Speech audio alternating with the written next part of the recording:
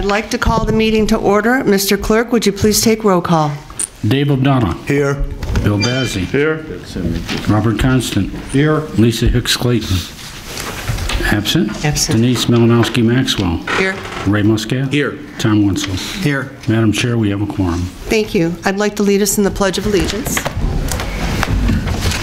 I pledge allegiance to the flag of the United States of America and to the republic for which it stands, one nation, under God, indivisible, with liberty and justice for all. Thank you. Council Chair, Yes. we may not have a moment of silence for Congressman John Dingell. We can do that. At this point, we'd like to have a moment of silence for Congressman Dingell.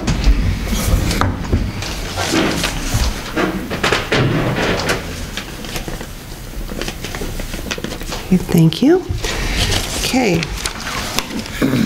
At this point, we have agenda approval.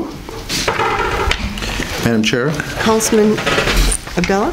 I move that we approve the agenda for the order of business February 12th, 2019, regular meeting of the City of Dearborn Heights City Council. As Supported by submitted. Councilman Constant. Is there any discussion? All those in favor say aye. Aye. With Those- the additional 9F. With the addition of 9F. 9F. Correct. Yes. All those in favor say aye. Aye. Those opposed? The ayes have it. Next item on the agenda is approval of the minutes. This is the minutes from the regular meeting of January 22nd, 2019. Council Chair, Councilman Muscat. I move that council accept the minutes from the regular meeting of January 22nd, 2019. Second. Second by Councilman Bazzi. Is there any discussion? All those in favor say aye. Aye.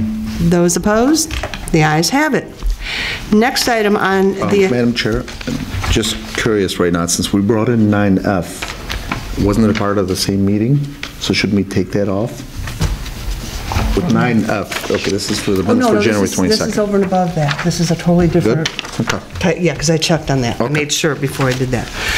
Okay, next we have public hearing and comment on agenda items. This is, the public can come up and speak on agenda items only. You have a 2-minute limit. Please come up, state your name and address.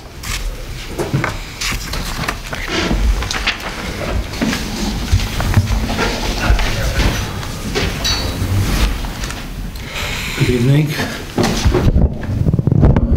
Sorry.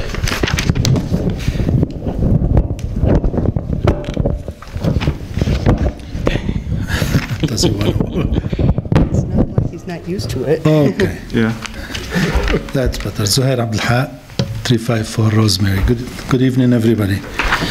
I'm here just to thank Director Joe Hashim. I looked at the bids he did on 7A, and there is a saving close to $10,000 for the city from the previous bids which were done. I recommend that from now on, Joe Hashim should do the bidding on all the demolition in the city. Thank you. Thank you. Any other comments on agenda items? Okay. Next item on the agenda is fund transfers and current claims. Madam Chair, Councilman Constant. I move the council approve fund transfers and current claims numbers 1 through 56 as outlined in item number 6. Support. Supported by Councilman Muscat. Is there any discussion? Madam Chair. Oh, boy. Go that way. No, go Councilman ahead. Abdullah? Okay, I got a couple questions. The first one is in regards to items number 6.8 and 643. They're kind of combined. Yes. And this is for the current DPW representative. He's right there, if you don't mind. This would be for 6.8 and 643. It's kind of a combined item. And the question is, I know we had purchased the capabilities to be able to do our own signs at one point. It was, I believe, early last year. There was supposed to be some, drastic savings to the city for us doing a lot of our own signs. I know not all signs, but a lot of our own signs. And on this one here, we see one for street signs, $4,312 on 6.8, and then on 643, the amount was $1,635. So we're talking about, give or take, got the last amount, but give or take $8,000, $9,000, $10,000. I'm just curious, with what we do have now, what we purchased, isn't that supposed to eliminate a lot of this type of stuff, where we're outsourcing it? Well, the one for 643, those were the no trash day parking signs. Correct. They're easier for the company to make in mass quantities like that, and that's why the company made those, the no parking for trash days. Cheaper than we can do it on our own? Well, that plus the machine, we would just burn the machine out. When there's certain quantity levels, correct me if I'm wrong, that makes sense. Yeah. So it has the capability, but But for those quantities, and they have better equipment than what we have, because that's what they do for a living, so they're able to make them faster, quicker. okay, so the machine that we do have, what types of signs are we using it for example? Street signs, Like no parking, stuff like that? normal signs, and on 6-8, a lot of those are cookie cutter signs. No trucks, those that they have in stock, those are not So you purchase them something done? we would make, because every city orders the same one. They have the same logos on them, and they're just cookie cutter signs for the most part. Cheaper to go that way? Yep. Okay, thank you. And then the other one was on 623. This is in regards to RKA Petroleum, inventory for gasoline. The amount was $11,042 for the month. I'm not a gasoline expert, but I was curious. It seemed a little bit high, and I'm just curious as to why. If you could give me a little explanation on that. That was for diesel fuel, and fuel prices are up and down. Even though gas prices went down, diesel prices really didn't go down that much.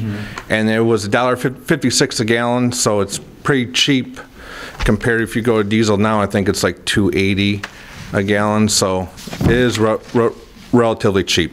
So is this, so this is the one that's used by DPW only, correct? Is that DPW and water? the fire department uses it too. The South End Fire Station uses our pumps also. Okay, thank you. Okay. Madam Councilor Chair? Bazey? First one is item 6.3. It says worksman comp for $11,300. It covers a period here, but it doesn't say, it's not itemized as to which one. For 1 year, it's, they handle, correct me if I'm wrong, to Elizabeth's here, right? But this is, they process, and we use them as a consultant whenever we get a claim, and they handle it. Okay, so with the new year, I'd like to see if these contracts, going out for bids, so I didn't see that one. So I don't know if that's one of the companies that went out for bids for that amount for $11,300. Second one, item 6.7. The claims on here, they're dated back to October 1st, 2018.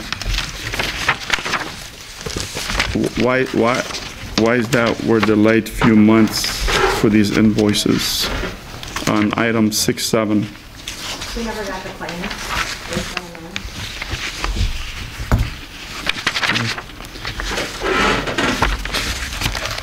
Item 6.17 for the sweeper, we're charging that to the water fund?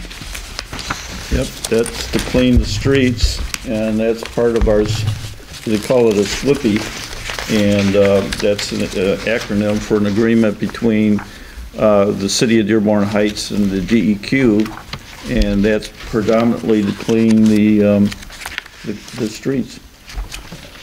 I had the same question there, Councilman Bagby. Okay. Item 623, the motor fuel, I know that was brought up in the past. When are we gonna see who's pumping in what vehicles and the amounts? You know, we just keep buying this gasoline, but we don't know where it's going to. Well, there's a process in place, I'll let him describe it, that accounts for every drop of gasoline and what vehicle it goes in. Every employee has a fuel card, and when they get fuel, the computer registers the fuel, and it's printed out. At the end of every month, there is a report that is done, which department uses how much of fuel. That goes from the DPW up to the controller's office, and then the controller's office makes the necessary moves within the budget. Because every department has a line item for motor fuel, and every month when I check mine, I have a deduction for motor fuel from my department. Thank you. Item 642, it's a tree trimming for the amount of $11,000. And again, we keep going back and forth. I thought DPW rather trim trees than cut grass, so we keep hearing one or the other. So again, I looked at previous tapes, and it was said that the tree trimming was recommended by DPW, not the cutting grass, and now we're charging $11,125 to a contractor, not DPW. Okay, Mr. Mayor, you signed this one, so you're the authorized official on it? So the mayor would have to answer that one. It's Item 642. I think I know the answer to it, but I don't want to, I'm not 100% positive, but. Pardon me? No, I got it right Do there. we have it here? For some of it, because is for the grind the stumps out. And those are where we've already paid for the trees to be cut out by Dearborn tree service. They come afterwards to grind the ones. On Cambridge, is that because we don't have the high enough boom to handle those, or? No, that was just, they went into that little sub just to do a bunch of tree trimming so we can concentrate on other areas of the city. There's just too many trees and not enough time to go around. And a lot of the larger removals and stump grinding has always been contracted out. Okay, one more. On the same subject, are stump grinding $100? 75. $75 a stump. $75 to grind a stump? Yep. Okay. But majority of the cost was trimming. I didn't see any 75 in there, though. It's the last page. That's pretty cheap. That is cheap. You call a private, you call somebody out privately to do your house, it's about $150. And the last one for the Nagel construction, I know that's probably the last invoice that we'll see here. I mean, even up till today, we haven't seen anything, any pictures or of the actual sewers that they're cleaning. I mean, I know we're gonna get the same answer. That's all I got. Councilman Muscat. I have a few here. The first one is for 616, Johnson Controls for preventative maintenance. Don't we have a service contract? You know, I keep seeing all of these with Johnson Controls, and I keep coming to all the times we talk about service contracts with Johnson Controls. And, you know, I just don't understand why we keep getting bills from Johnson Controls if we do have a service contract. I'm going to ask, do we have a service contract to cover this? We have a service contract, but the service contract covers preventive maintenance. This was a U-event at, one of them was a U-event that went out at Berwyn Center that needed to be fixed. The other one, the other one was in the apparatus room of the South End Fire Station. 3 of the 4 heaters in the apparatus room were not working, so we had to get those fixed. Because on the front, it says parts and preventative maintenance is what I'm looking at on 616. Yes. It comes up as preventative maintenance. Ray, this was also authorized by the mayor, so maybe he knows more on this in regards to it, because he signed this one too. Well, I was told both of them were emergency items, but I signed it because I figured you'd want an authorization official, and I don't have a DPW director since Mr. Zimmer resigned, so I'm trying to fill in. He's actually retired. We'll let this go this time, but we need someone, there's a check and balance, and we need a different, are you going to put somebody in place by the next meeting that we can have them sign these? If you are able to approve 8C, I will bring to the next meeting a replacement that you can meet. Okay. And that would be the All next right, committee. yeah, for because, whatever you know, meeting. legally, we're really not supposed to. I'll let it go by this time and not pull anything, but we need to have somebody in there that'll sign it, so it'll be part of the checks and balances that, Linda Vance was raising her hand, I think. Okay, that, you know, you had maintenance issues and, but when I saw preventative maintenance, it threw a flag up to me, that's. Oh, no, it's just breakdowns of units. Okay, and then, we have another one here, it comes out of general fund for a network services company, and I was going through this, and we actually use laundry detergent. We have a washing machine around here that we wash laundry? Yes, the building maintenance department supplies, That works for me. okay. Okay. The next one is on 629. I see Mr. Brooks is in the audience here. What is, on a back page here, it says, prepare and install ARC Reader GIS program on DPW computers.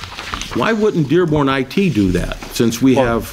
It's a program we developed for the city, so we did the installation on the computers. And you support it. And we support it too. So Dearborn IT has nothing to do with that? Well, Dearborn IT, we had to coordinate with them to get access to the computers, because they're password protected. I would think that since we were already on a contract with Dearborn, that we would have them do all of that stuff instead of paying another company to do it.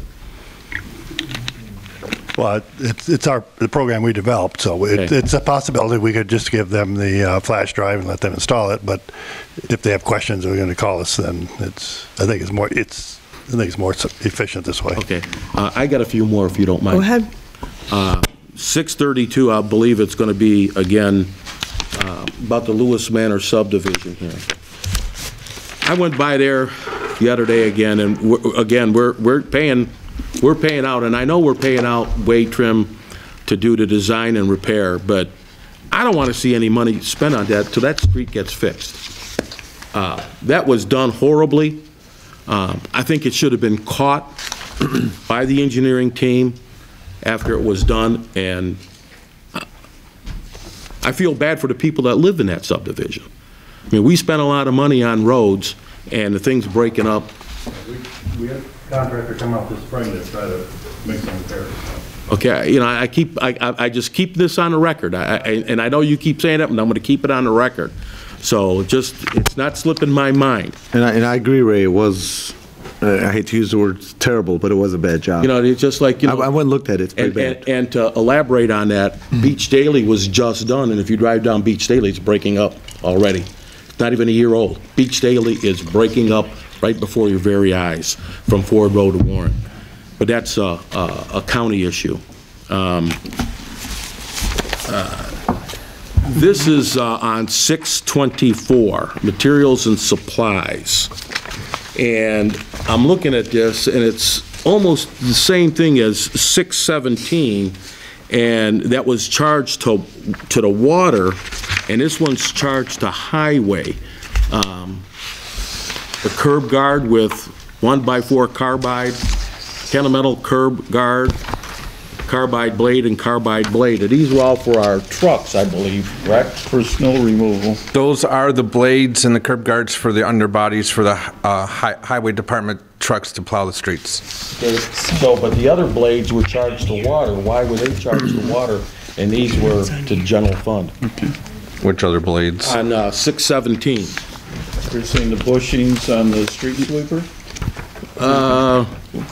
617. 617 says a plow blade. Yeah, plow blades.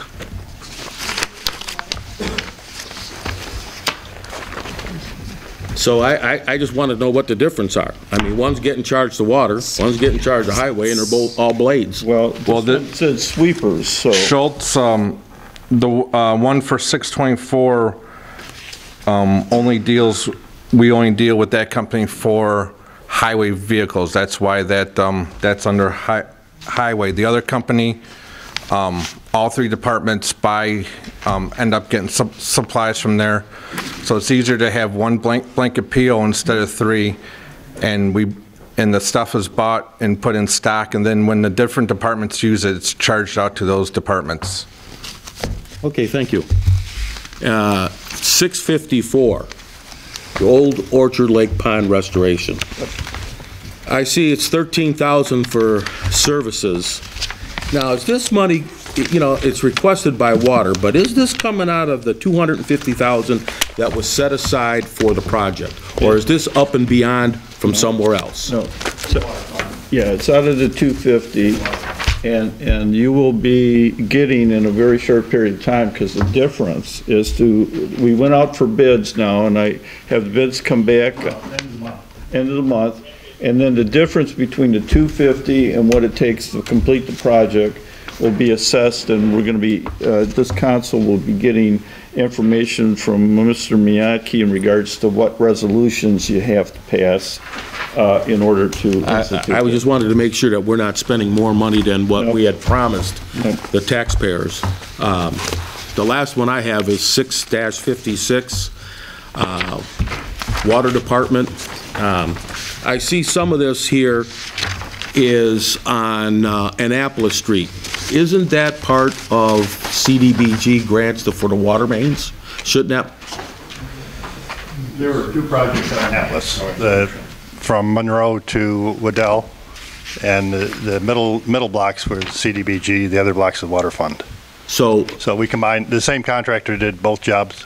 No, but I'm saying we're charging the water department for this, but shouldn't that fund, that portion of money come out CDBG? No, we spent the CDBG money already. Okay, so the 250's been spent, and this is the water fund balance. Okay, just checking. Thank you very kindly.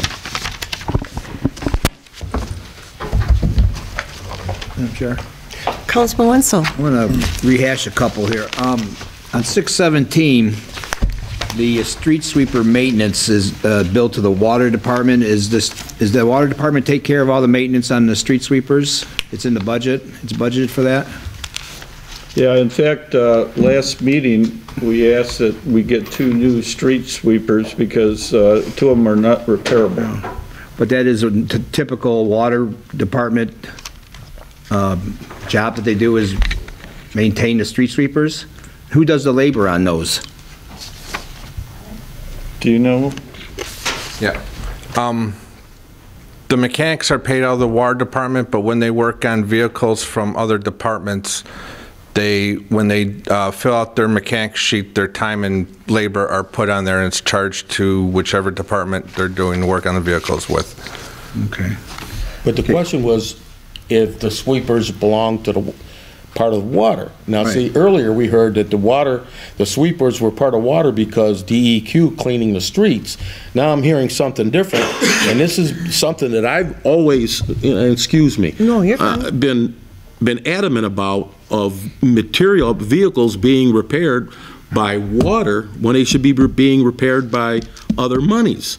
Now, I don't know all the technical rules about the DEQ and street sweepers, but I'm going to guarantee I'm going to find out why a street sweeper would have to be considered something that water department has to take care of.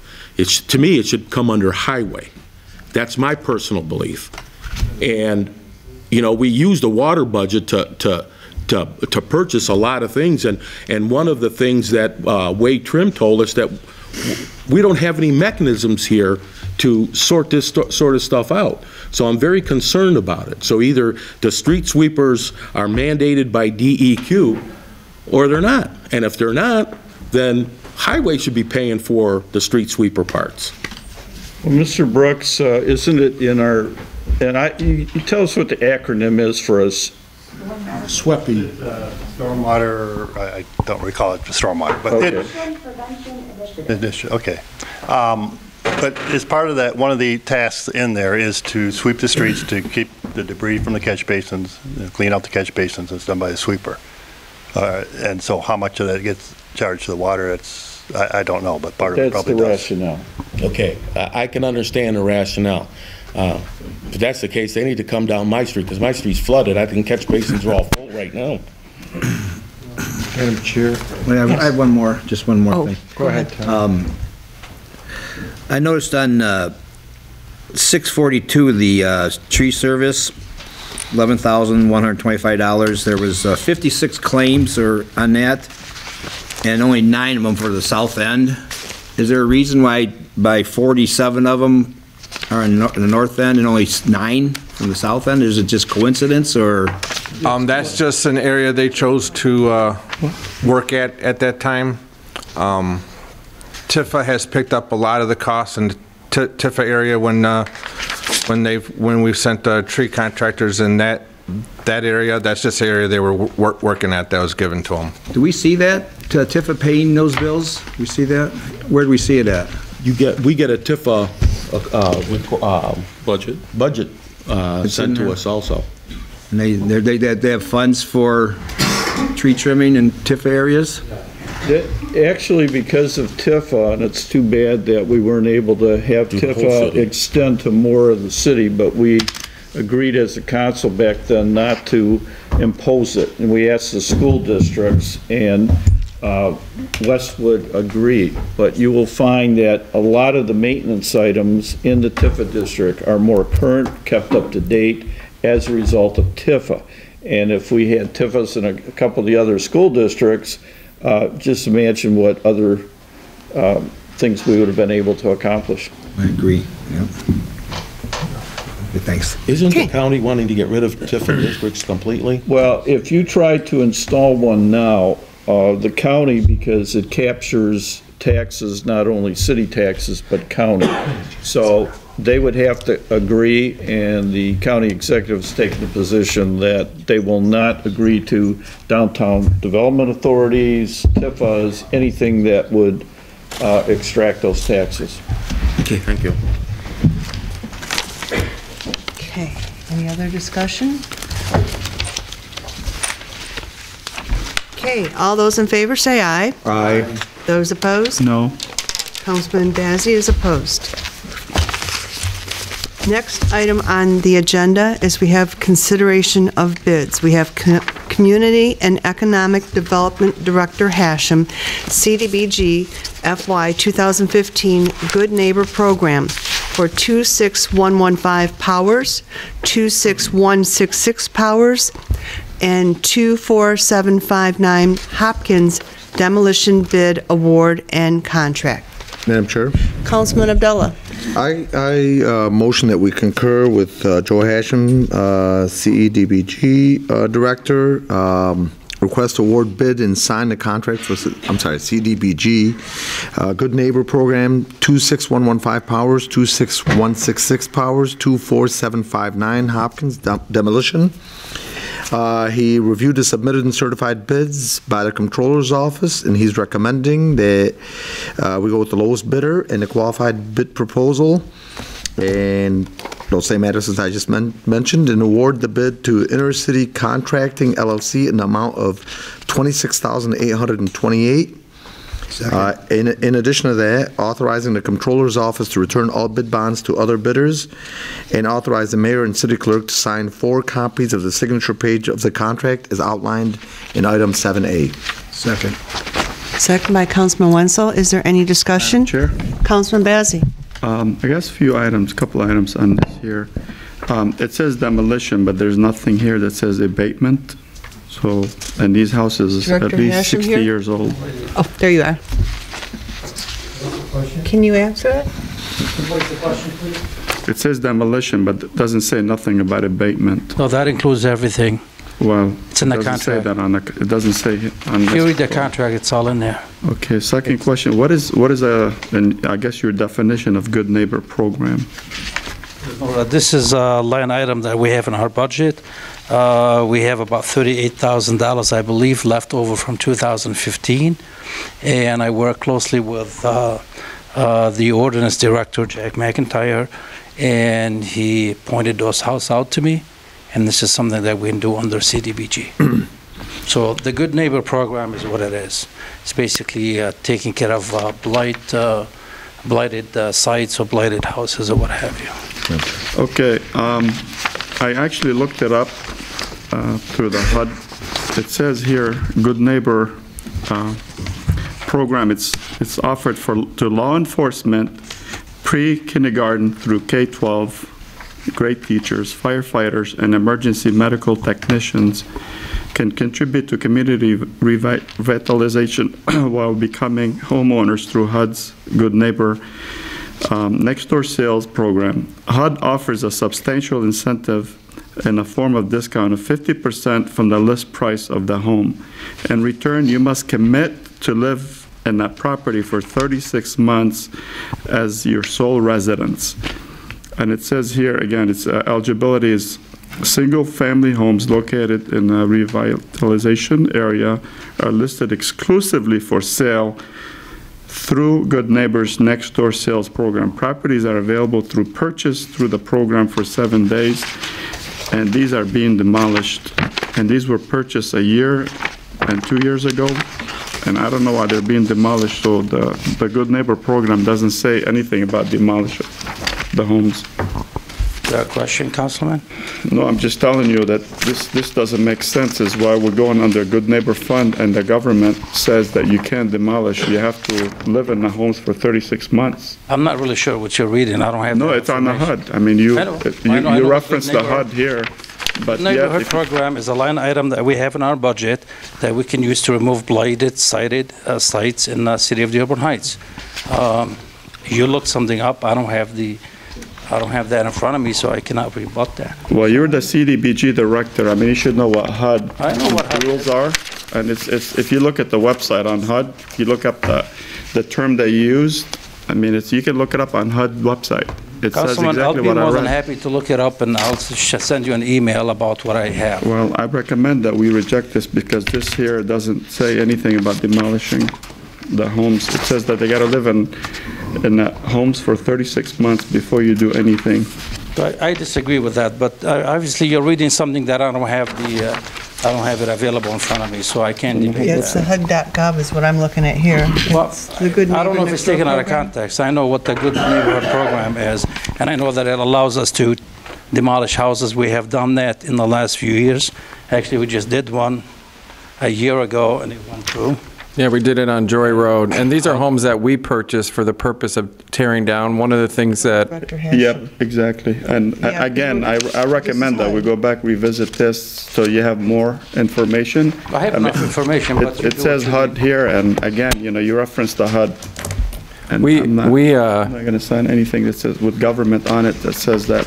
we came in front of your honorable body to get permission to buy the homes for the purpose of tearing them down, so. Understandable, but this is for Director Hashem. Right, but This is his department. He's in the HUD, CDBG, that this is No, I for. know. So, out of respect, I'll let you It is answer. something that we can do under the Good Neighborhood Program. We have done it. I will come up with the documentation that you want to look at, and I'll be more than happy to send it to you. Had you given me a heads up, I would have had it with me. You just can't read something that I don't have access to It's and on the expect me to website. answer It's it. on the HUD website. Anybody, you're the CDBG director. You should be able to know what HUD requirements Do you know how are. many pages there are on the HUD website? I read them all, but I don't have them memorized. So if you want Again, something specific, yeah, I please think let we me know should ahead of reject time. I'll it be from more the- than happy to bring it with me. Madam Chair. Oh, I'm sorry. Councilman Do you have Abdullah? on the same subject or a Yeah, different same- subject? same Okay, go subject. ahead first. In the past, I'm sure that, I don't know anything about intercity contracting, the company LLC, but they are on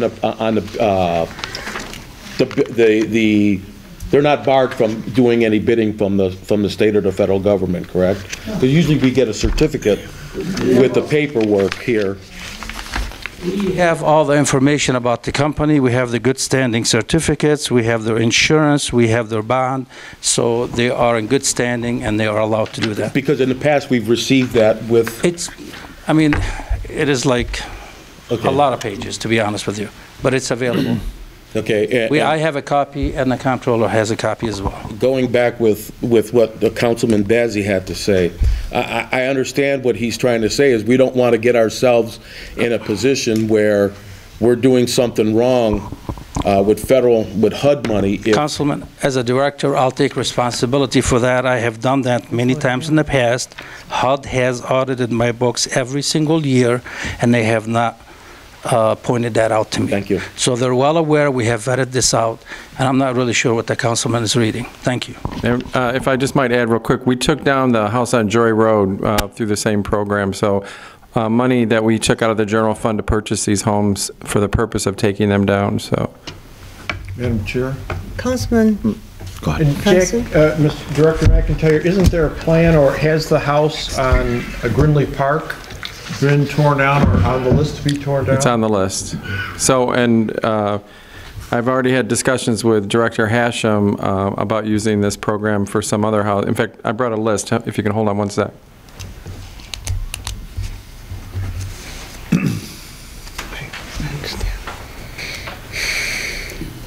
This isn't for him, this is CDBG. The next one that I'll be talking to Director Hashem about is 25659 Annapolis, 5452 Kingston, and then Grinley Park, 5666 Grinley Park. So City Attorney Gary Miatke, this might be something that the counsel for CDBG. Yeah, I think Allen Brothers could potentially address the issue. The difficulty is that the issues end up getting raised during a council meeting, which makes it very difficult for anyone who might even be familiar with the area to end up addressing them. In the past, it has normally been the practice of members of the council to try to contact people in advance, and this makes it very difficult to be able to answer anything in an intelligent way when you do not have in front of you what is supposed to be the problem. I've noticed that Director Hashem ended up referring to the Good Neighborhood program, even though it's a Good Neighbor program in the services agreement. It's possible that we're talking about two different programs, but it's very difficult to be able to address that particular issue. And of course, if this information had ended up being sent and a link had ended up being sent to Director Hashem, he could either, one, consult with HUD, or two, consult with Allen Brothers and say, what exactly is it that we have here? And then we could potentially get a communication from HUD to address the concern in advance. But I can't address the issue myself without having an opportunity to look at anything, and it's very difficult to operate under circumstances where all of a sudden you've got a question about something and it could have ended up being addressed in advance. Mr. Miyake, if I want to reference anything, I better make sure I know what I'm talking about. If I reference anything in any document, I should know exactly what it is, especially if I put my signature on something. Again, as a council, I understand somebody's taking the responsibility, but as a council, I would definitely cannot vote for something like this, especially with that statement on it. I don't have a problem with the demolition, but when you reference Good Neighbor program, which is tied to HUD, and that statement that I just gave you, again, if I reference something, I have to know exactly what I'm referencing. If I may, Councilman, with all Okay, please due be respect, recognized yes, before you. May I be recognized? Yes. All right.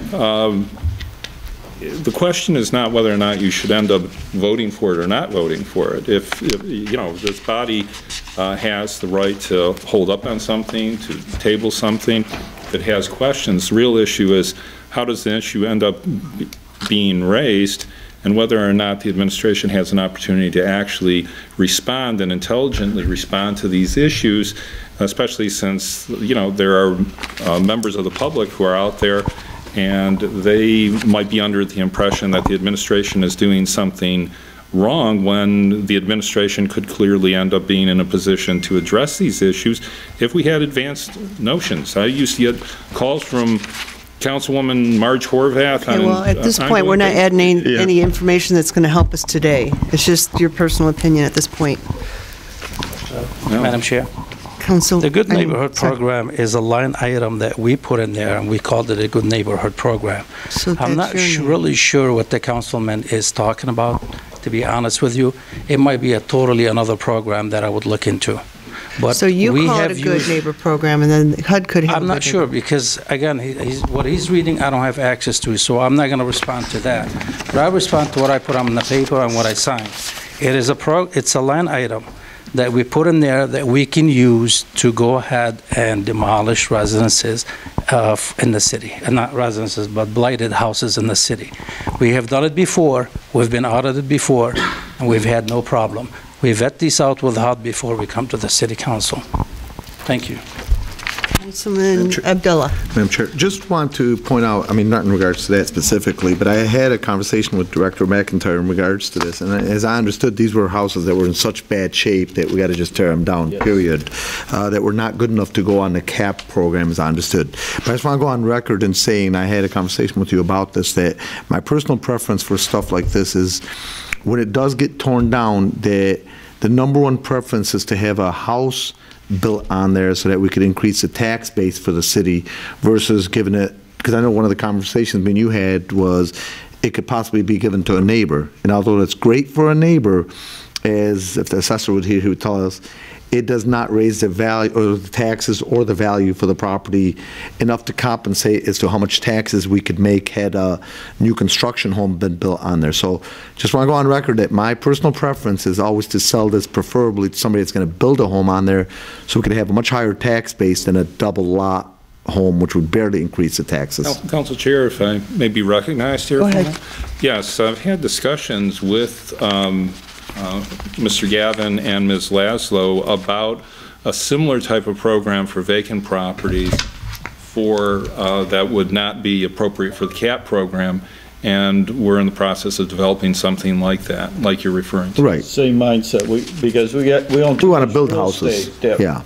If it's a 20-foot lot, I get it. There's no way it can be built on, then you sell it to the neighbor. But beyond that, I'd rather see taxes coming in with houses being built, not to mention it'll beautify the city. And we don't have to incur costs to have the stuff, the lawns cut, the maintenance. Sure. So that's another reason to get rid of this. Additional, just quick question in regards to Councilman Bazzi's question. I'm just curious if anybody in the city would know the Good Neighbor program, and that's specifically the issue right now is the name. Does anybody know? I mean, I'm wondering if the mayor or somebody like where it came from. Did somebody? I'm just curious, just in case it's a same name for two different programs. Do you remember who would have come up with that name at one point? I don't know. I'm just asking if somebody knows. I'm not really sure where the name came from. I know that I'm using it in my current budget. Okay, so we and don't I'm know. calling it a Good Neighborhood Program because it allows me to demolish houses in the city. No, I was just wondering So then if I'm not really sure if we're talking about it could the be a same similar name. They're not the same, because I know what a Good Neighborhood Program that the councilman is talking about, which revamping houses, fixing houses and selling them, and have homeowners come into them. That's not what we're doing with this. This is just a line item that we called it Good Neighborhood Program. Wasn't that our NRSP program where we were taking houses and rehabbing them? Well, it's totally now different than, yes. Okay, we've got to get some order here. We're talking to Director Hashem. Yeah. And then Councilman Muscat's next, and then Council. Yeah, I would have to read on this, but I'm telling you that we've done it before, and HUD did audit our books, and they saw that demolition that we did. The last one we did was on Joe Road, and that went smoothly. And what the councilman is referring to, I have no idea. I have to read that, and I have to get back to him. Again, heads up will be much more appreciated in the future. Council Chair? Councilman Muscat. I guess this would be a question for our legal team or our clerk, who's our presiding parliamentarian here. Could we approve this on a contingent basis that the verbiage is researched and make sure that it's done correctly? How would that work, Mr. Clerk? You can approve something subject to a review. However, you would have to have the review come back to you as a body to be certain that you're satisfied with the review. Well, Madam Chair. Just do studies. Councils in the past have approved an item subject to, let's say, the attorneys that handle CDBG research this and say it's okay to spend the money. Madam Chair, excuse me, Mr. Yes, Director Hashem. Somebody just brought this to me. Basically, what the councilman was reading was about the Good Neighborhood Next Door and not the Good Neighborhood Program. And I don't know what your title says, but this says, what you just read says, Good Neighborhood Next Door. Paper? And that's a totally different program than the one we're using.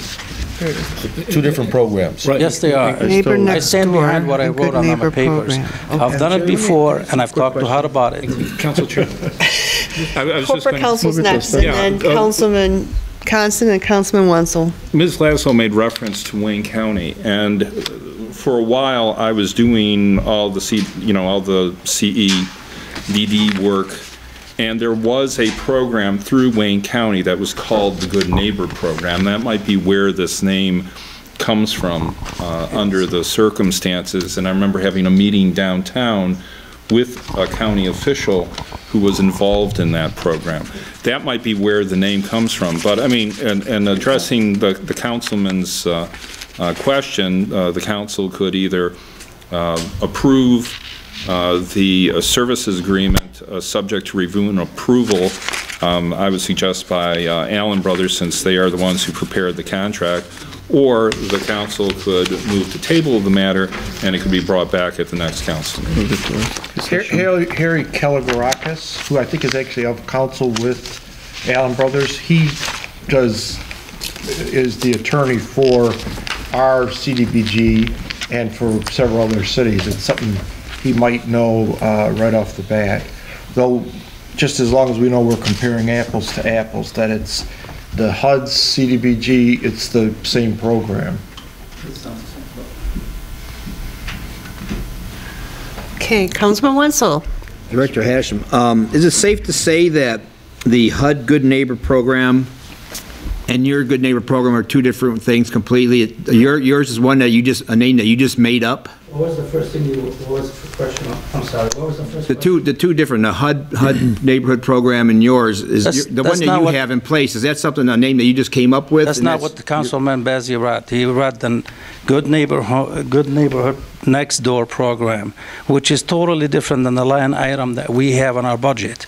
There are two different things. Right. I'm saying, did you make up that name, just come up with that name on your own? I inherited that name and I kept using it. It's just a name for the neighborhoods. Right, okay. Okay, so it's something that the city came up with on their own, basically. The HUD website does not call it Good Neighborhood Program. It's called the Good Neighborhood Next Door. They're both on there. I'm looking at the website. Both Good Neighbor Next Door and the Good Neighbor Program. All right, I guess we want to It does allow us bring it back next week and make it, next meeting, just clarify it, I guess. I don't know what you want to do. Perhaps just refer back to the administration. Well, I would rather see it come back with the proper, instead of referring it back to the administration. Just, Yeah, I'd like to get it passed by the next meeting anyways. have it Instead have of it come delaying back it and let us anything vote more. on the proper verbiage, then,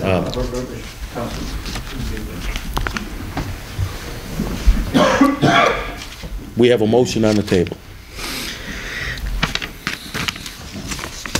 Does anybody want to amend the motion to prove it subject to the... Well, we could amend them, one option, Madam Chair. Sure. One option, if everybody's in agreement, we could amend the motion that we are approving this subject and contingent upon the Good Neighbor Program is a different program from the one mentioned on the HUD website, which, this one's called Neighbor, the other one's, I guess I heard somebody say Neighborhood.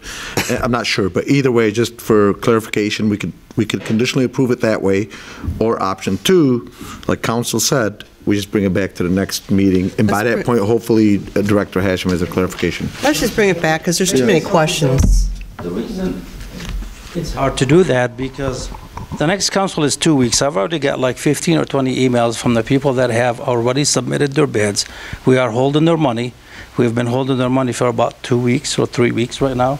The comptroller knows. Now we're going to hold their money for 2 more weeks, even though they haven't won the bid. Madam Chair. I do stand by what I wrote down. I have done it before, so you can take my word for it. It's subject to HUD's approval.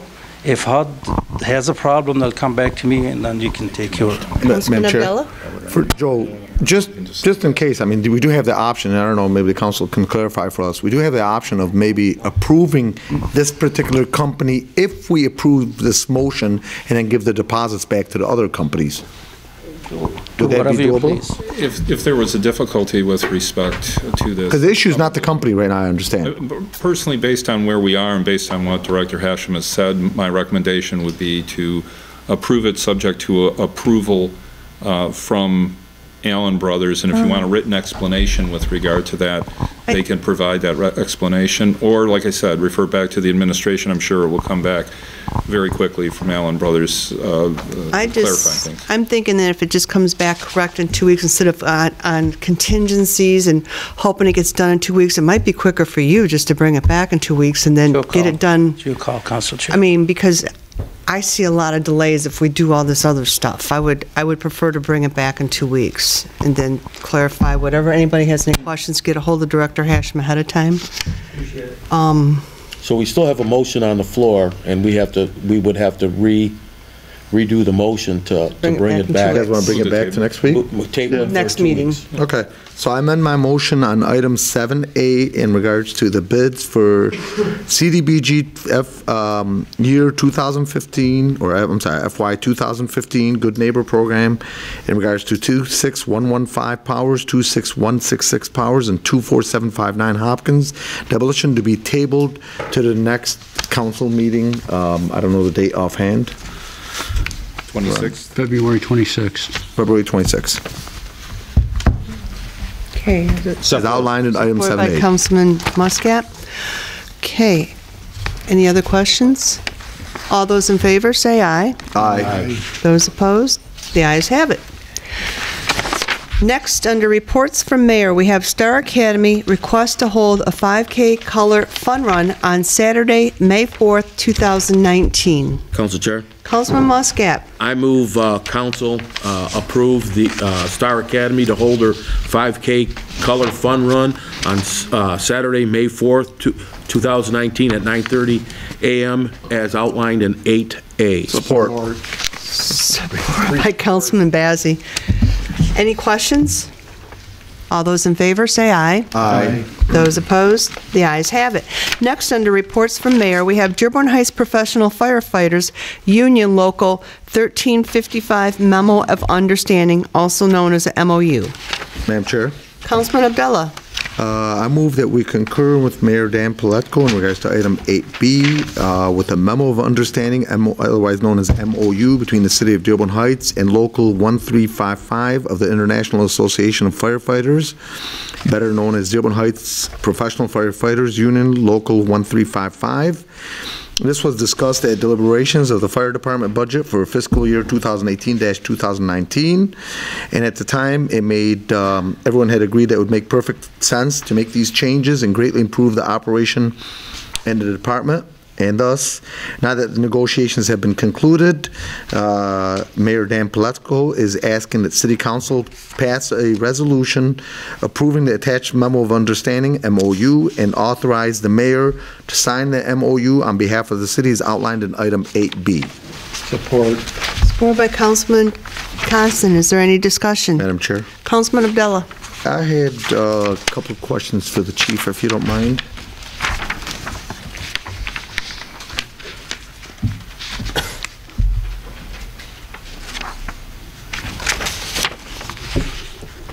Just want to get some clarifications, Chief, and I know I spoke to you already in regards to this, but the first question I had is, we're creating 3 battalion chief positions in the suppression division with a base salary of 130%. I just want to clarify that the way I'm reading it, you're creating a 30% increase in salary, correct? No, there are 3 new positions, and that's 130%, being 100% will be a firefighter, and so it's 30% higher than a top-paid firefighter. Okay, got you. The second question I had is, it says, through the retirement scheduled to occur in 2020 at the latest, reduce the number of firefighter 3s from a total of 12 to a total of 9. I just wanted to get a clarification on that. Obviously, we're going to have less, so I'm just Sure. a little bit of a concern as a resident, so. Yeah, a firefighter 3 is what's also referred to as a pump operator. Those are a classification of firefighters that are driving the fire truck and operating the fire truck. We currently have 12 of those, and we're going to go down to 9 of those instead. We'll still have 3 firefighters. It's not going to change the total number of firefighters we have. Okay. It's just going to drop that, we'll have fewer in that classification. A different position. Right. Okay, right. Good. That's what I was really concerned about, is lessening the firefighters. I'd rather add. And then the last one, which I believe was a typo in the contract, it says suppression manpower will, unless I'm wrong, suppression manpower will already be increased by 3, okay, I'm sorry, that clarifies it. We're good. Disregard that one. Okay. Thank you. No problem. Council Chair? Councilman Muscat. Is this the good copy? I thought there was something wrong with the copy that we received. And there's another copy someplace. Yeah, I received the email that we got the wrong copy, that there's a updated. Right. I didn't get a chance to read through that whole thing, and I don't know what the difference is between this and the email copy. Yeah, and we ran into problems with contracts before, so we got to cover ourselves. Of approving something without knowing exactly what's on what. So, yeah, there's a lot of cross-off items. Another 2 weeks. You know, there was only one small change, one small difference in that, and that was the vacation days. When you have an excess amount of vacation days, they're rolled over into a separate vacation bank, because we don't want the vacation days to be causing overtime.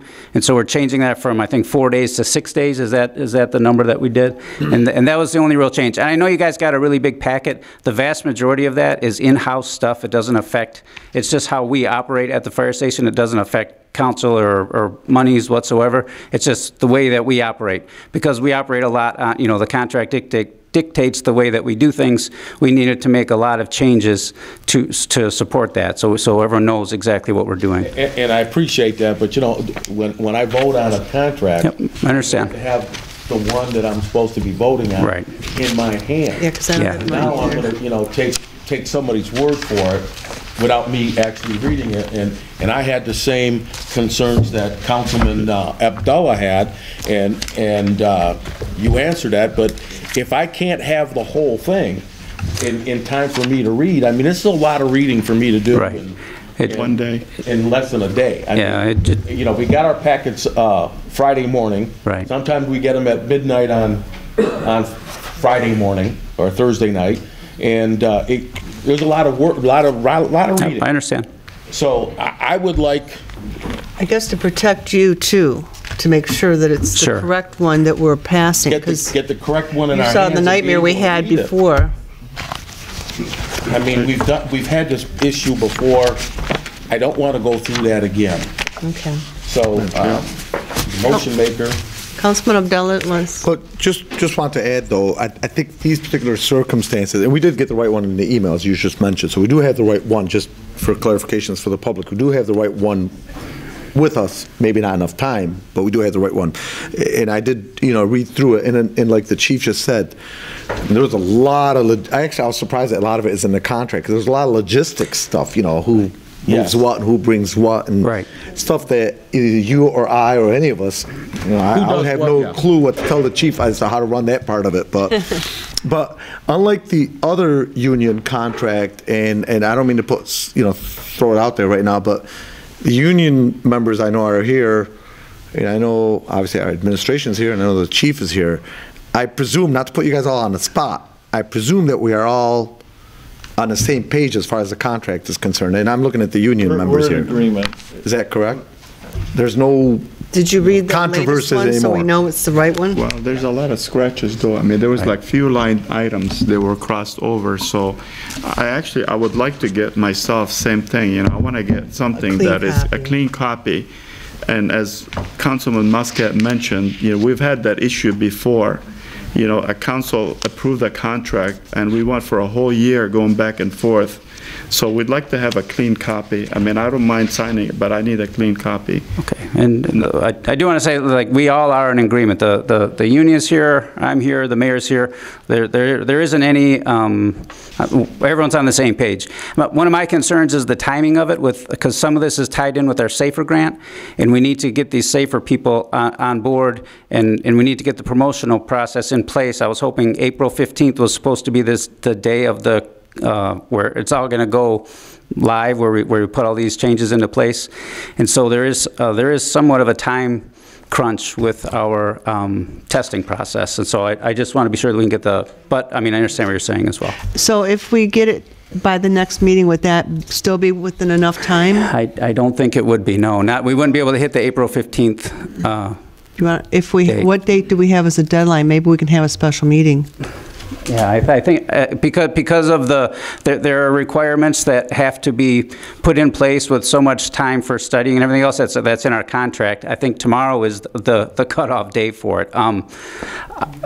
Yeah, I mean, I can assure, I understand the spot you're in. I'm just trying to make sure that we get every ounce of the SAFER grant. But I think, I don't know, how is this going to work out timing-wise now? Well, you know what, we can always vote on it and rescind it by the next meeting. March if we find 7th. Something's wrong. Yeah, this was not being on Monday intentionally rushed, but we had gone through during budget, and I thought everybody was in agreement with the change, so. Council Chair? Councilman Muscat. We do have the clean copy on email. We've done this before. We've taken the word of the union people. They're sitting here right now. I'm seeing heads shaking yes. Okay. But my other question is, does this change the actuarial report that we got on the contract? Doesn't change it at all? No, sir. So if I ask for actuarial report now, comes out different? There's nothing actuary for money. Okay, so nothing changes other than what we have. Changes to vacation days. Okay, just vacation days is what we have. It doesn't go as much time. And the loss of the one. It gives us the ability to bank vacation days, and we've increased it to 6. From the original copy that was sent to you was 4. We've increased it to 6 because of the increase in manpower. It gives us more flexibility to take vacation. Madam Chair. That's the only change that you will find between those two documents. Thank you, sir. Councilman Abdullah? And just a question for the union president. The changes, I mean, it's basically, I presume, the same as the last contract, because I went through it. There was a lot of stuff from 2016, what have you, and the only changes are the crossed-off changes from the previous contract. It would have been lined out. And right.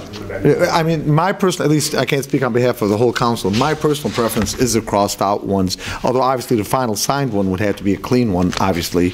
But my personal preference is the crossed-out ones, because then you see the differences, because obviously since we had an agreement in the past, I only want to see what changes have been made. So, thank you. Madam Chair? Councilman Wenzel. Is it possible for us to approve this agreement and say at our next meeting, if someone has some problem, rescind our approval? We can do it on the next meeting according to the rules. So if we, okay, yeah. We can, yes. But, Madam Chair. Councilman Abdullah? I'd just like to get a clarification from either our attorney or maybe the chief. If we rescind it, let's just, God forbid, you know, something didn't work out and we rescind it, does that screw up the SAFER grant that we've got? There's potential of that. Yeah, I would have to look and see. I mean, and that's going to have, because these grants are very complicated. I have to see exactly the wording of it. But it could run into, we're already up because the process takes a long time to get the hiring done. That's just the way the process goes. Where we're right up against it, where we do the hiring, where you might be able to file for an extension, but there's no guarantee that you'll get the extension if you have to go down that road. Yeah, I wish I had a better answer.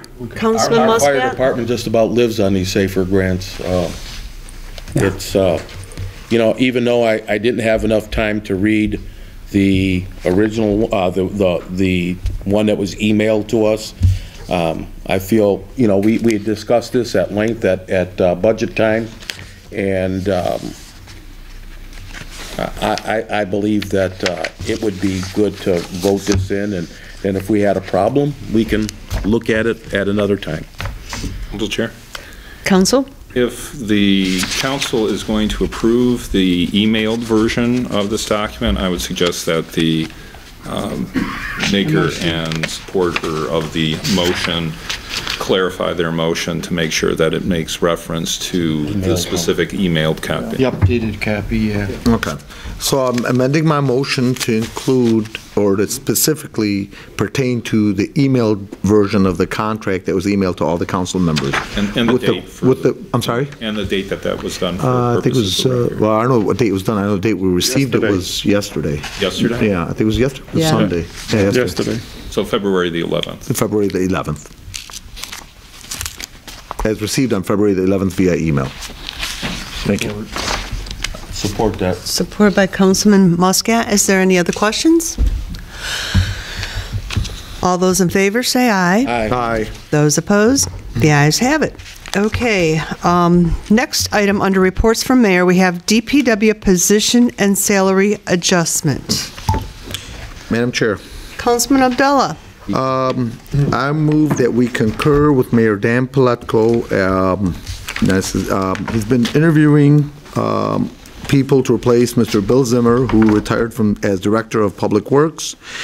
And there's no, according to the mayor, there's no school that exists which trains DPW directors. Most of them come via position experience.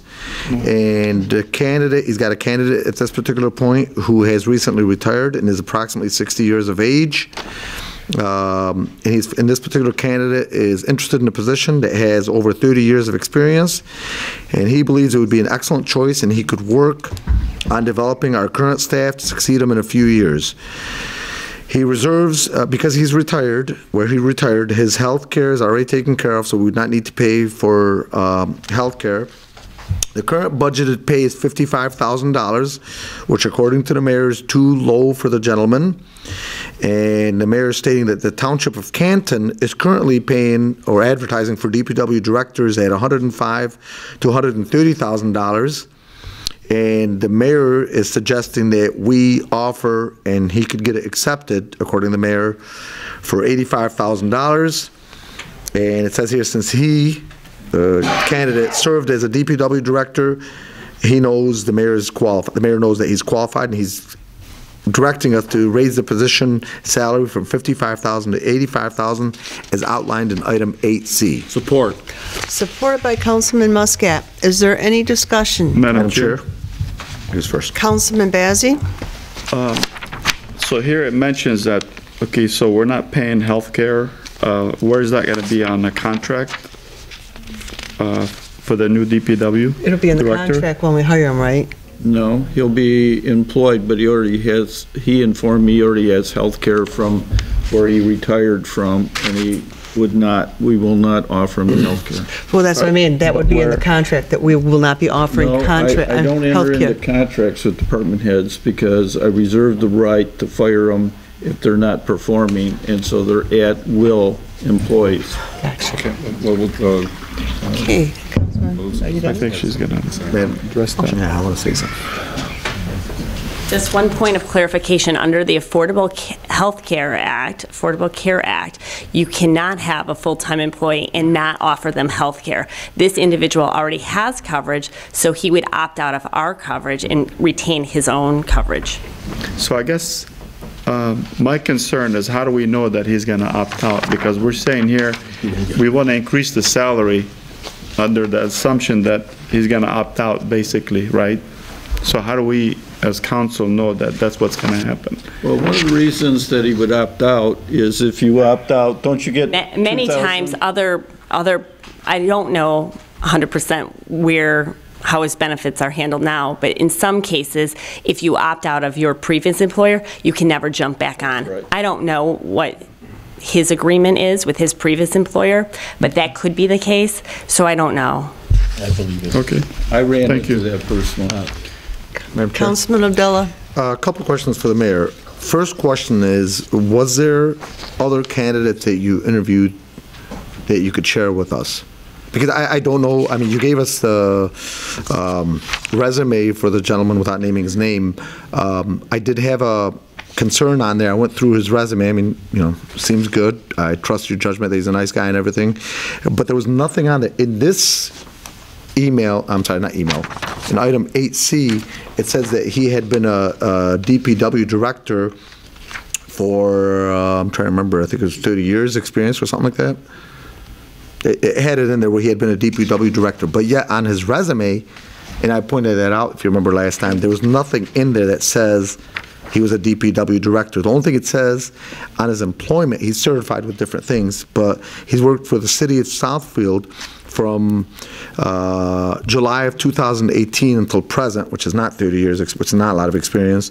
And he worked as an assistant supervisor for the University of Michigan Athletics from 2000 until present. That's his 2 employments. So there's nothing in there that gives me, at least, I mean, I know you had your own conversation with him, so I don't know if you just missed it, I'm not sure. But there's not enough for me personally on this gentleman, on his resume, that shows he's got enough experience. Well, that's one, but I'll let you answer that. Go ahead. Mr. Brooks has worked with him, and I asked you for a recommendation regarding him. Why don't you let the council know what you told me? I haven't seen the resume, but he's been in the DPW for over 30 years. As a director? Okay, no, it says as he started as employee, and he worked his way up to as a director, like many directors do. So he's been in that one employment for 30 years, retired, and since then he's, I guess, worked in Southfield, and he works with the University of Michigan on the football games and so forth. You know, it's a... Okay, but... So he's been in the DPW field for over 30 years. Okay, but as a DPW director, I'm just trying to get a clarification I don't know how many years, probably about 4 or 5. It was 8 years, I believe. The one that we were given, Liz, does not show anything about a director. 2010 to 2018 was a foreman from 2005 to 2010, equipment operator from 1998 to 2005, and various public works from 1980 to 1998. Okay, what were the DPW dates again? Director, I'm sorry, director. 2018. It's the director of DPS, so it was a public services is how it was listed. So, city? 2018. It was for a township. 8 years for a city of Southfield? For a township. Township, okay. Okay. The second concern that I had, I did have a concern about, honestly, starting somewhere at $85,000. I'm always a proponent of paying people, you know, a little better than what's on the market. But for somebody starting out with few years as DPW director, I'm personally not in favor of starting out at $85,000. I'm not in favor of 55 either, okay? But I think something closer to the lower 70s would probably be, in my opinion, more favorable for the city. If he shows us that he's got it and worth it, then we decide at that particular point. Council Chair? Councilman Muscat. I reached out to many people in his former city, people that I trust greatly. These are trustees, former clerks. They think highly of this person. They'd say they'd hire him back in a heartbeat. The guy knows his job. I looked at his resume, and he spent 8 years as a director. We call it DPW here. In his past city, they call it DPS, okay? And he has all the qualifications that's required of him to run our department. He's got the managerial experience, which is what really counts.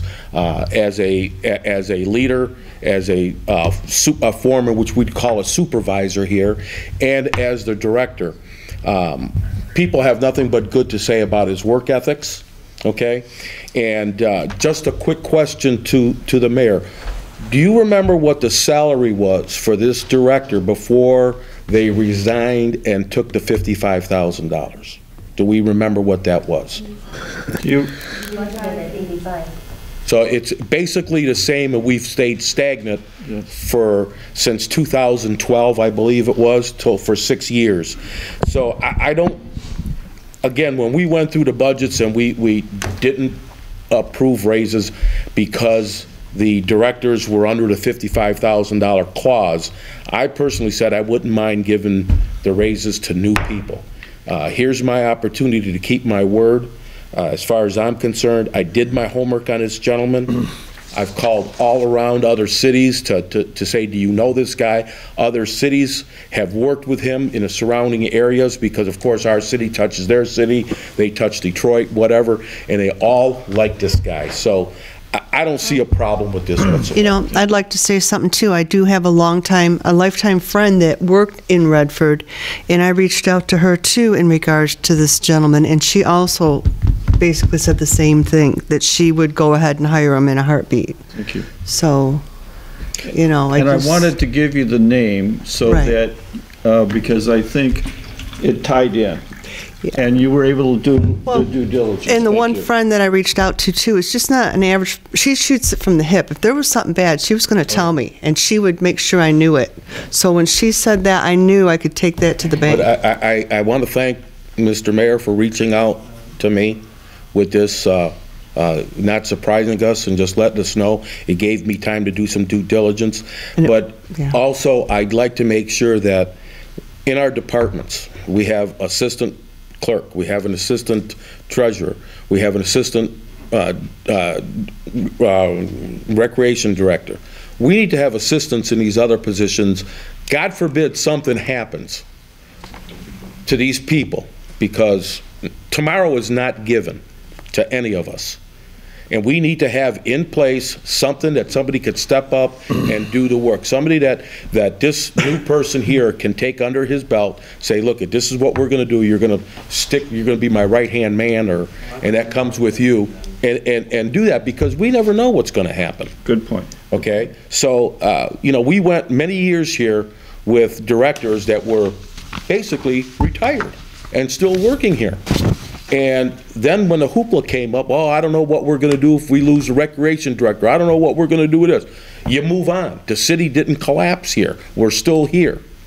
So have something in place that in case a contingency, in case something happens, you never know what happens. So, but make sure that we have that done. Thank you. Councilman Wenzel. A couple things to piggyback on Councilman Muscat. I think Dan Brooks mentioned that this guy's coming from another program where he moved up the ranks and finally got to director. I think we dropped the ball on as a city because we didn't do that here. We had no one in place to take over. And as Councilman Muscat said, he's been basically not a part-time director, but a retired director for 8 or 9 years. So I think we really dropped the ball there. And to offer a completely new guy $85,000 or $75,000 would be a slap in the face to the other directors that took a big cut. And here's someone, we have directors that have been with the city for many years doing their job for us, and we're hiring a new guy with a few years experience and giving him a much bigger salary than our current directors we have. So this is something we have to look into. Well, you got to remember though, the current director's retired, so they're drawing their retirement and then a salary besides. Okay. And we are on a 4-day work week also. You got to take that into effect. So, I mean, this is something that was brought to our attention, and we, as a city council, we couldn't speak amongst ourselves about it. It'd be a violation of Open Meeting Act, so we haven't had time to discuss this. So I think we should go to a study session and discuss this issue. I don't want to lose He this may guy. leave. We may lose the individual. It's Well, we're too doing critical. fine right now. We have no problems right now. We do have problems. We have people on staff right now that have the certifications that require. We do not. We don't? Wrong. We don't have anybody in the water department that has this proper certifications? Mr. Brooks, we're in dire need. In fact, Wade and Trim offered, should we look to them to provide somebody in the interim, and I think we got a great candidate. This individual has the certification the department desperately needs, all right? And like I said, I've worked with him for a number of years. You know, he's a great fit for the city. Again, salary, it's up to council on the salary, but you've got a great opportunity to hire somebody that's going to do the job that you want done. Let's not forget budget time's right around the corner, too. Yeah. Right. Yeah. Madam Chair? Councilman Abdullah? Just for clarification, obviously, we still got to decide two things. We got to decide, A, if this is the right gentleman for the job, and then B, the salary amount. So I just want to clarify, those two things we got to decide on. Well, plus two, he's an at-will employee. If he doesn't work out, he's going to be gone. The council doesn't have a vote. I've shared with you that you approve the salary, that's who I'm going to hire.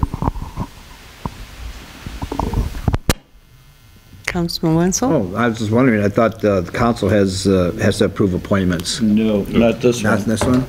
I mean, Madam Chair, just for clarification, I think, just in case some people are not familiar with at will, it basically means at any point you could just cut ties. It's not a contract for 50 years, 10 years, 5 years, whatever.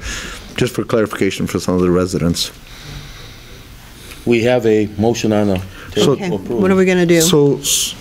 So the decision is, are we paying, at this particular point, the only decision we are making is, are we paying 85,000? Well, or not, or are we paying a different amount? The motion was for 85,000. The motion was to approve this. For 85,000? Correct. The mayor's proposition is specifically the $85,000. Yes. So, my personal preference is to start them closer to about maybe 75, but that's my personal preference. I don't think we'll get anybody. Not for that. Well, I guess we have, okay, at this point, we should just vote on the motion we have before us, the amount that's there, unless we want to amend it and agree to amend it. This is the motion, it's for 85,000, and that's what we're going to vote on. Correct. So debating it's not going to help right now. So, Madam Chair, so amending it would be if any of the council members want to have any difference in the starting salary. If nobody does, then that's the only thing we're voting on is the 85. And then we do have budget around the corner. For 85,000, and it was supported, correct? So he made it, and you supported it. And I supported it. it. So I think we should take a vote on that, Council Chair. Okay. Are we all set with that then? Okay. All those in favor, say aye. Aye. Those opposed? No. Can we get a I'm a no vote. definitive, who voted yea? I voted yes. Councilman Muscat, Councilman Constant, yes. Any other yeses? Refer to study session. Councilman Bazey, no? No. Chairman No. Maxwell, no. No. Councilman Abdallah, no? Councilman Muscat, no. Okay, thank you. Council Chair. Refer to it, yeah. That motion passed, or that motion failed. I'd like to entertain another motion that we open it up to see if the mayor can get this guy to work for $75,000 or $80,000. Could we compromise 80, and I'll call them first thing tomorrow morning. And then we could always look at it at budget time to see if people are deserving. Or we could at that point in time. I don't want to, this guy, as far as all the research I did, is a great individual person, okay? And I'd like to, I hate to see him walk away for $5,000. I can make a motion to go to 80. Okay, I make a motion. Go ahead. Okay, I'll make the motion to go to 80. I'll support that then, for $80,000. Okay, all right, we have made it, all right. All those in favor, say aye. Discussion? Oh, go ahead, discuss. Was there any candidates in-house that are close to having their certifications, real close, that would accept a $80,000 contract? No, but I did interview internally, and my recommendation to those candidates is that we need to develop them. And so I had direct conversations with the person I'm proposing to put in there to help develop our internal candidates, and he thought that made a lot of sense because he came up internally. So we're going to move in that direction. And like Councilman Muscat said, possibly a second in command makes a lot of sense. Well, not possibly. We definitely should do something like that. Not having 2 or 3 people, maybe. It should be like our government, vice president, you know, I mean, have something specifically lined up, not something that you give that guy the training that is required, instead of this guy has some of the training, this other guy has some of the training, this guy has some of the training. Get them lined up. I mean, that's the way we got to run this, because we evidently, just like Mr. Brooks said, all cities, they build their guys up until they get to that spot, and we dropped the ball on that, and apparently we dropped the ball on the building department, and we dropped the ball on the rec department. I disagree with that, Councilman, and the fact of the matter is there have been 3 retirements in DPW of people who potentially could have taken this. All right, and your comments are irresponsible. we're not gonna go there. At this point, is there any further questions in regards to this? Or Other than take a discussion? vote, we have a motion and a We have a second. motion on the table, we have a second. All those in favor, say aye. Aye. Those opposed? Opposed. Councilman Wenzel is opposed. Thank you, and I will contact him tomorrow and give all of you an email. Hopefully he'll accept. Thank you. Okay, next item on the agenda is reports from city officials. We have Fire Chief Brogan to authorize additional squad purchase. Council Chair, Councilman Muscat? I move council authorize to add a second squad to the current order, which is being built right now. The dealer will honor the original quote of $193,826 as outlined in 9A. Support. Supported by Councilman Bazey. Is there any discussion? Madam Chair. Councilman Abdullah? I'd just like to take this opportunity. Obviously, this is coming to us from the state for free, so this is great. But I'd like to take this opportunity to thank our Senator David Kniezek for securing this funding from the state. And it's just, before he finished as a senator, so I just want to personally thank him for this, for bringing something like this to our city, and it's beautiful. So that's it. Thank you. And Councilman, that wasn't the only thing he got for us. He got a whole litany of $2 million worth of stuff for us, so he did an excellent job. It was a great Christmas that he did for us. Thank you. Okay, is there any further discussion? All those in favor, say aye. Aye. Those opposed? The ayes have it. Next, we have Fire Chief Brogan, authorized purchase of radio. Madam Chair. Councilman Abdullah. I move that we concur with Fire Chief David Brogan requesting to purchase a radio for a new fire truck. The radio is $4,200.75 for the state bid pricing from Motorola, and this would be paid through capital outlay upon receipt. And this is as outlined in item 9B. Supported by Councilman Bazey. Is there any discussion? All those in favor, say aye. Aye. Those opposed? The ayes have it. Next, we have Human Resource Director Sabota Perry, renewal of contract of Plant Moran and Group Benefit Advisors. Madam Chair, Councilman Constant. I move that we concur with our Personnel Director, Elizabeth Sabota Perry, and authorize the renewal of the contract with Plant Moran Group Benefits Advisors, as outlined in 9C, and I believe the gentleman from Plant Moran is here. He made presentations to us about health care and contracting, the employer contracting directly with the hospital and so forth. Okay. Any discussion? Madam Chair? Councilman Bazey? Yeah. We don't have a second. Second. Second by Councilman Abdullah. Madam Chair? Councilman Bazey? Again, we have $27,000 and $27,500, and I don't know if this went out for bid. Could you answer that for us, Direct? It did Go not? out for bid. Council Chair? Councilman Muscat? I am in agreement with Councilman Bazey. I saw this, and as great as a company as Plant Moran is, $27,500 per quarter is a lot of money not to go out to bid. Way over not to go to bid. I think we have rules on that we need to go to bid after a certain amount of money, and this is way over that. So I believe this should go out to bid. Okay, would you like to address that? Yeah, if I may. So before I even got here in 2007, Plant Moran had a relationship with the city. They, of course, have been our auditors, and they were doing some modeling for us for our health care. So we actually had another company providing a third-party administrator arrangement. Plant Moran does a different fee schedule than anybody else. So you could get third-party administrators, and they take high commissions off of the insurances that they're selling. So you don't necessarily get the best bang for your buck when it turns around to actual insurance premiums and self-insured plans. What I will say is Plant Moran, in particular, Jonathan, who is here, has saved the city, has found mistakes that have led to hundreds of thousands of dollars worth of savings since 2011. And they've helped us bring our HR department up to 2019 and has sat around with our negotiations table. You know, it takes a little bit of, it actually takes a lot of trust to move mountains when it comes to changing healthcare, which is what we did in 2018.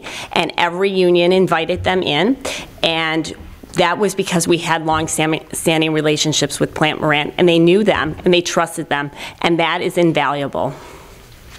I can't agree with you more on Plant Moran, but we still have things that we have to follow. I mean,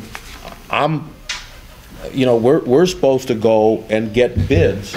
I don't know the exact dollar amount that we have to do it, but just to go and say we're going to give $27,500 quarterly to a company without finding out what other companies would give us, that's not doing my fiduciary responsibility. And that's what I need to do, is my responsibility to the taxpayers of going out and getting the best bang for the buck. I'll probably bet that Plant Moran is going to be the best one anyway. So I don't think it'll hurt. Well, I guess it is our... It's our fiduciary responsibility yes, it is. We have to go out we're for a responsible bid. to do that, and we have to because it is such a high amount. It is a lot of money. So... Chair, if I may. There is not a bidding requirement with regard to services contracts. This is a service contract. If there is an interest in approving this, I don't think the motion included an authorization for the mayor to sign. And if I may, I recall being involved in some of these contracts some time ago before we went to this type of arrangement, and the problem is that you get apples and oranges with regard to this.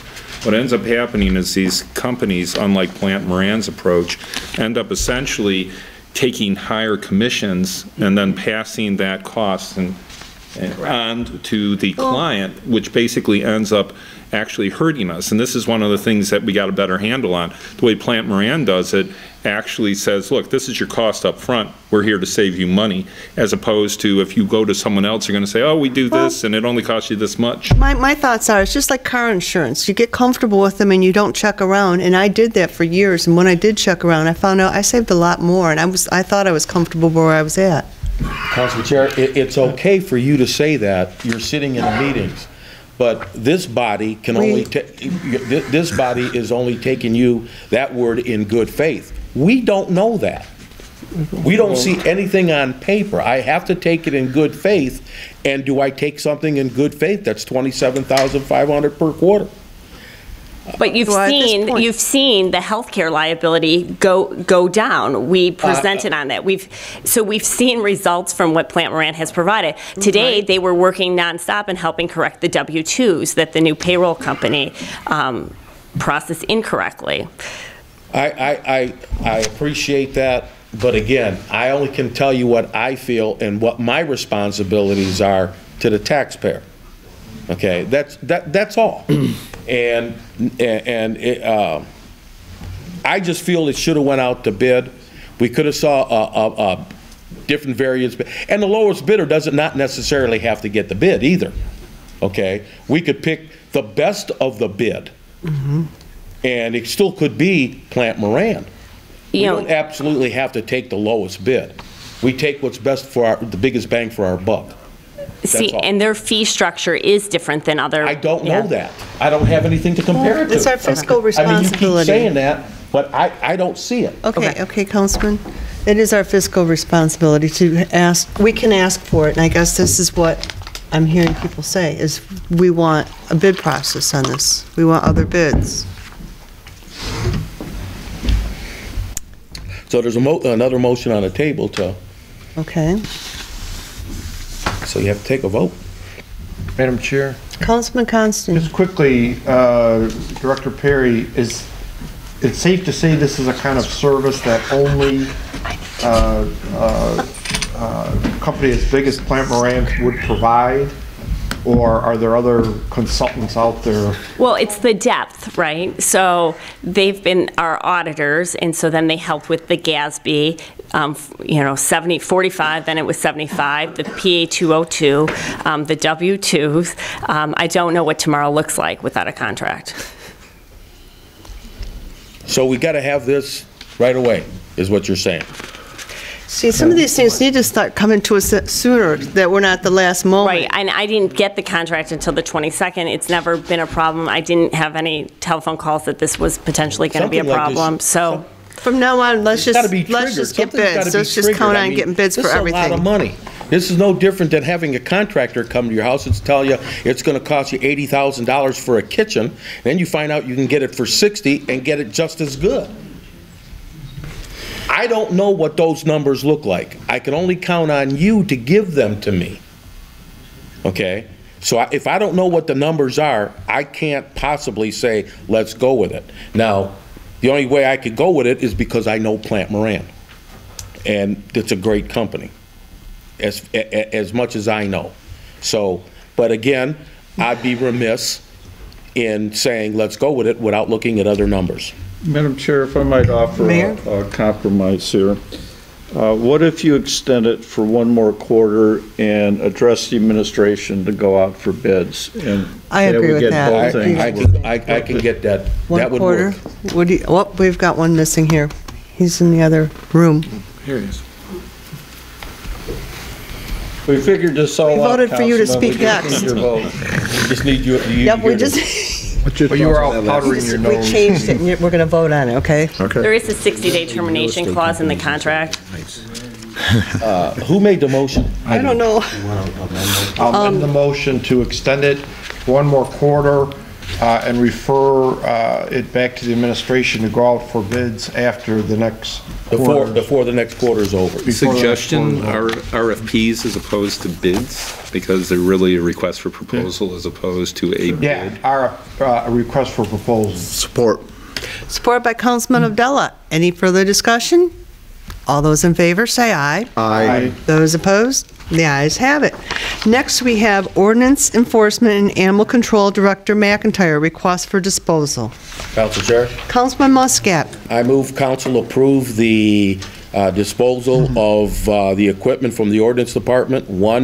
2001 red Ford Explorer. The VIN number is too long to say it, so as outlined in 9D. Support. How many miles on this? Okay. Any questions? Yeah, he's... No, go ahead. No, well, I think, Question? that's a good question, actually.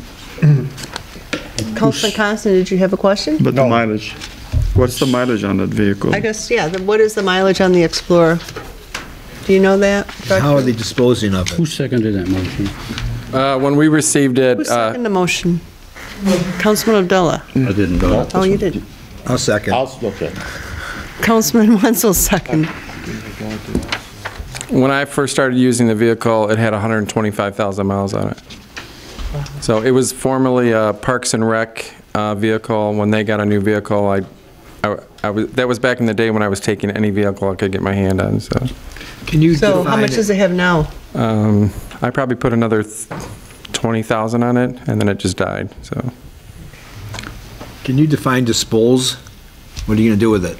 Pardon me? What are you going to do with it? What's the method of disposal? It did have some new tires on it, so they'll probably do some scrapping on it and see what they can take from it. So just junk it? And then junk it. Yeah. We don't get tax write-offs if we give it to Mother Waddles, huh? No, we don't. Push it, pull it. It still has hay in the back. I don't know what that was from. So it still has a bunch of hay in the back. I'm not sure what you were hauling at one time. Farm animals or... Oh, was it? Yeah, it wasn't mine. Oh, okay. Okay, any further discussion? All those in favor, say aye. Aye. Those opposed? The ayes have it. Next, we have Police Chief Volta Torney, request for approval, 15 cartridge battery packs and 50 standard cartridge. Madam Chair.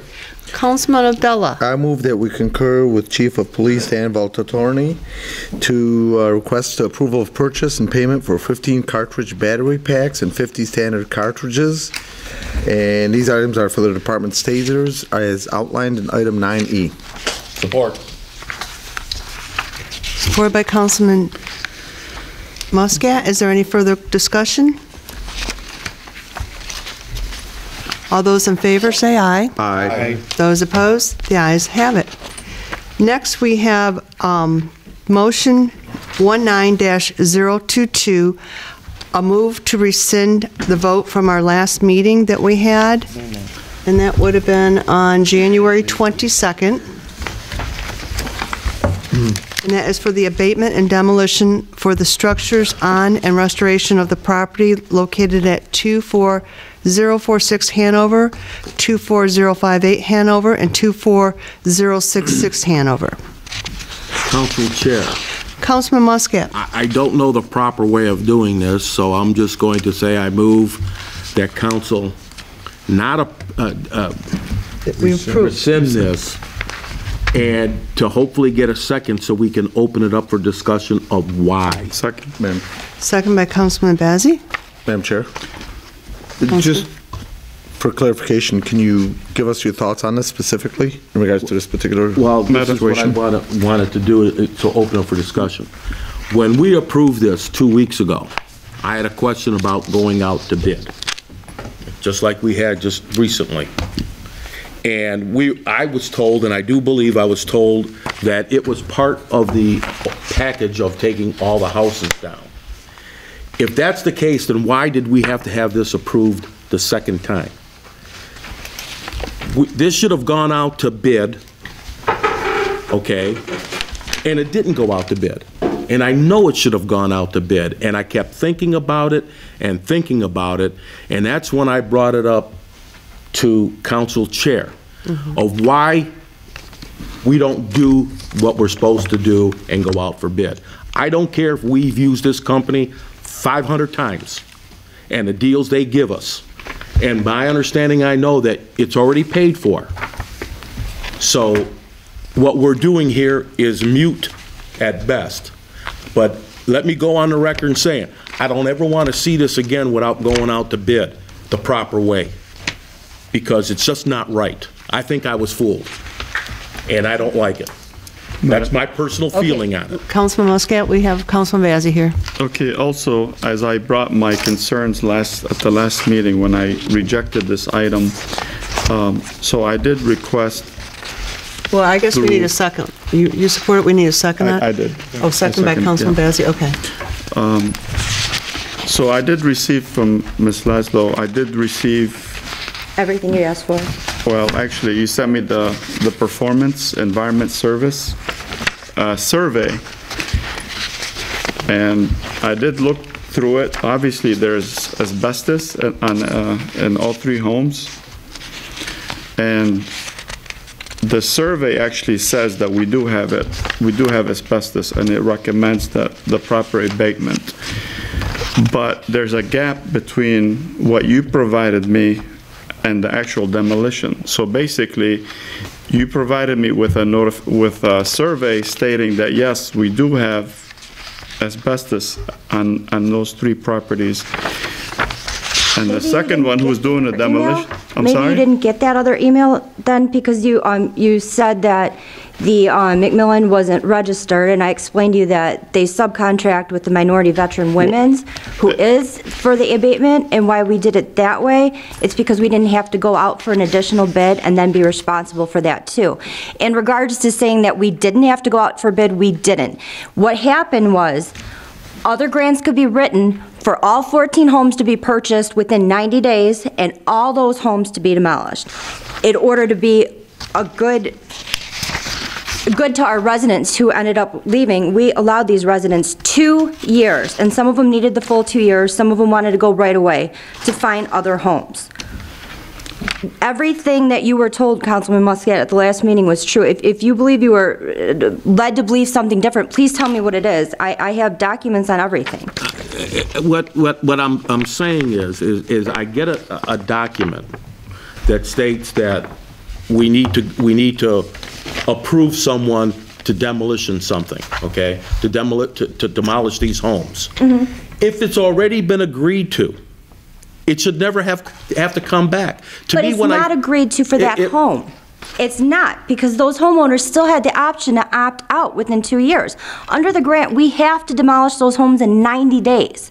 We couldn't hold on to all those other homes on Hanover.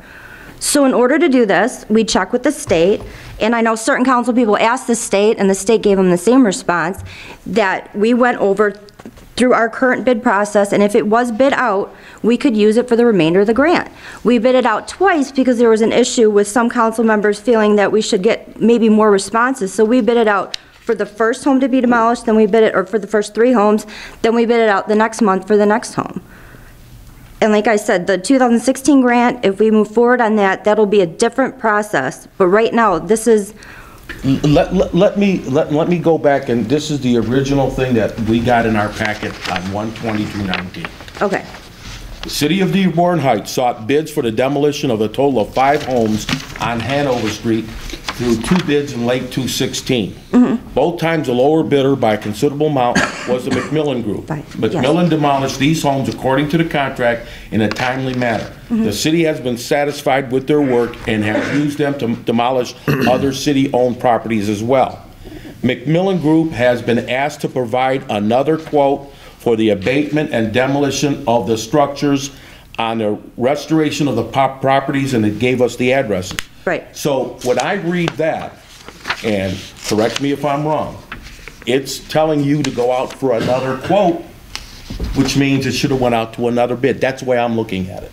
And But that was... it kept bothering me all week long. But Councilman Muscat, if you would remember maybe the conversations that we had in 2016 and later 2017, the grant doesn't allow for us to do that. That would put everything, right now we're having to get extensions because they should have come down within 90 days.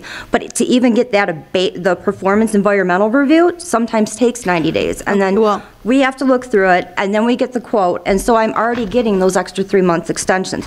If council chooses to sit on this, rescind this, do what they want, that is your option.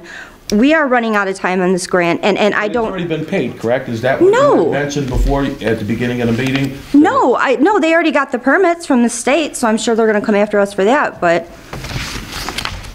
Okay, I guess we do, our motion is to rescind 19-022, and that's what our discussion should be at this point. But Council Chair, and please, if what is being told to us is correct, okay, then we can't or we shouldn't rescind this, because according to what has been said, and I remember when we sat here, and I believe it was the previous council that we were going through these things, that we approved, we had the contracts in front of us.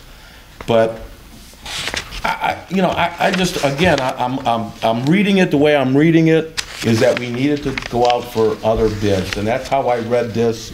And maybe it was written wrong, and I apologize for bringing it up, but that's how I see it. Madam Chair. Councilman Abdullah? I'm still not done. Oh, I'm sorry. Okay, so who is the companies doing the abatement on these properties? Like I said in the email, it's Minority Veterans Women's. Is that the name of the company? Okay. We haven't seen a report from them? They don't do a report. They actually do... Well, I mean, we haven't seen anything that they've actually done it, and I haven't seen anything from the state. Oh, again, I don't think you got the emails, because Well, no, didn't I apply for it understand, in but the state yet. doesn't know that these properties are being demolished. You remember the email that I sent? That No, said- I do. I actually went through every page. Okay, and so the email stated that they didn't pull the permit yet because we were waiting on the demolitions for the electricity and the gas. As soon as we get those clearances, they pulled the permits. The permits are only good for so long. Pull the permit to do abatement. No, well, yeah, but it's called something else, but yeah. Okay, but like I said, I still haven't seen anything from, the state is not aware that these 3 homes are going to be demolished. Because we don't pull it until we get the clearances. Okay, well, I'm still for rescinding this till That's we fine. get the report. Council doesn't get that report. We want We're going it. to request it then. It's rescinded, you won't get it. So if it's, well, yeah, if Council Chair, we've got to come up with a way. Well, Ray, the motion is to rescind, and I did that per your request. I understand. And that's what we're going to go on. We're not going to, Okay. I So- went through a lot to figure what you wanted. But hearing more testimony on this, we can take a vote, and But we don't I'll vote the way I want to vote then. Madam Chair? Councilman Abdullah? I just want to clarify, if your motion is to rescind it, Ray, then what? I mean, are you saying let's go out for request for proposals? What's Request for bid, because we didn't get other bids to do this. But now we're being told that we didn't have to go out for bid because it was... And I just want to clarify, because in that original... I opened up a can of worms, and I'm sorry. Okay, but in that original one, and I don't know, and I just want to make sure that's, just for my clarification, that that's not the wording that's maybe not making it too clear. It says here, Macmillan Group has been asked to provide another quote for the abatement and demolition of further structures, et cetera, et cetera. So what I'm saying is that doesn't necessarily mean go out for bids. That's just saying another quote from the same company. And maybe that's the way I misread it and started this whole... So therefore, with that being the case, I just want to, again, clarify for my own mind, with that being the case, that based on the way I'm reading it, it's just another quote from the same company, are you then okay with that, or do you still make a motion to rescind it? In other words, you want to withdraw your motion? I'm going to withdraw my motion. And if somebody else wants to make a motion, that's fine. I mean, okay, so I'm looking at notification of intent to renovate / demolish.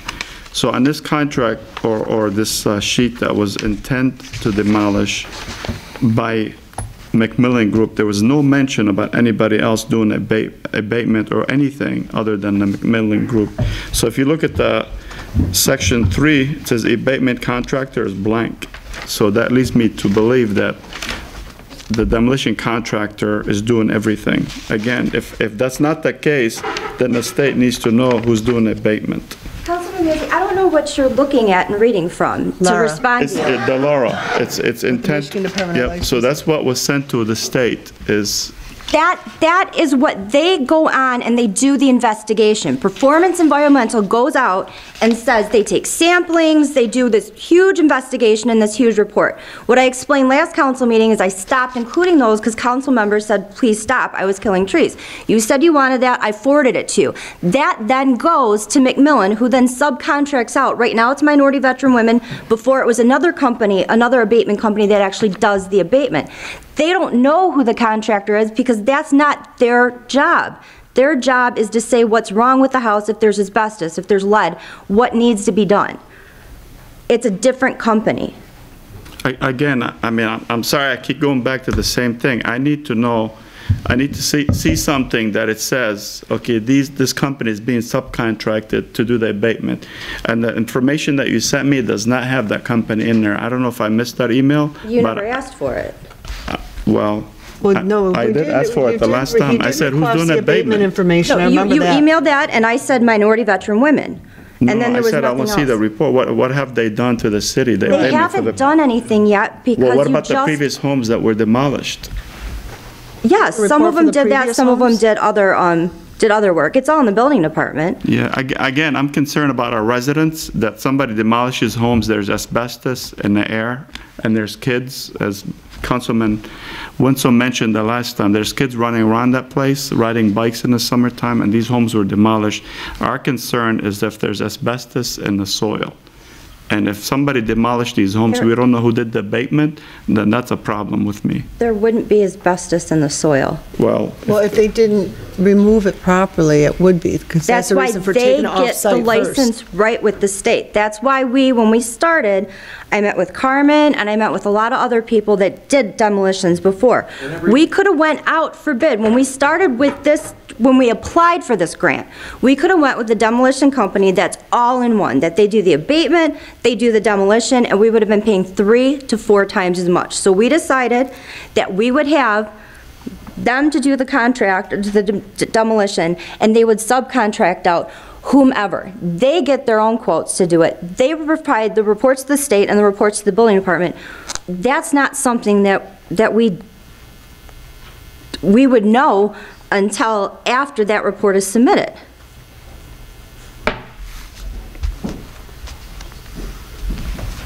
Madam Chair. Councilman Abdullah? Chrissy, I think just for clarification, I think what the councilman's asking for, and I see his point. I mean, you've mentioned it verbally. What he's saying, I believe what he's saying, what he's looking for, is something in writing that specifically mentions that particular company, not just you saying it verbally. And that's fine. That's what he asked for tonight, but that's not what I was asked for last week. And Well, that's what I assumed 2 weeks ago. He asked in writing to see proof that they Who's doing were the abatement? properly I have abated. Because verbally, you could have told it to him last week, 2 weeks ago, because you knew the name. You've been working with him. He didn't ask me 2 weeks ago. Well, I'm asking now, can I please have for the last homes that were demolished, who actually did the abatement? Yeah. 'Cause The state of Michigan also has that, and Laura has that too. Okay, I looked at the state website, I didn't see it. Yeah, they do have that. But yeah, I'll get Okay, that. I guess I'll call the inspector tomorrow from the state, find out. Please do, yes. I will, thank you. Any further questions? The motion here is to rescind our votes from... The motion was taken off the table, so... Oh, you I want to make the motion to actually, I'll make the motion You're to going to add rescind it it. back on? Okay, motion 19-022 to rescind our vote from January 22nd in regards to the abatement and demolition for the structures I had mentioned earlier is back on the table. At this time, do we have any further discussion before we take a vote? Gotta have a second. Okay, do I hear? Second. Councilman Wenzel, second it. Okay, do we have any further discussion? Get this. So if this is rescinded, what process are we going to use to take care of this, or in the future, what are we going to do?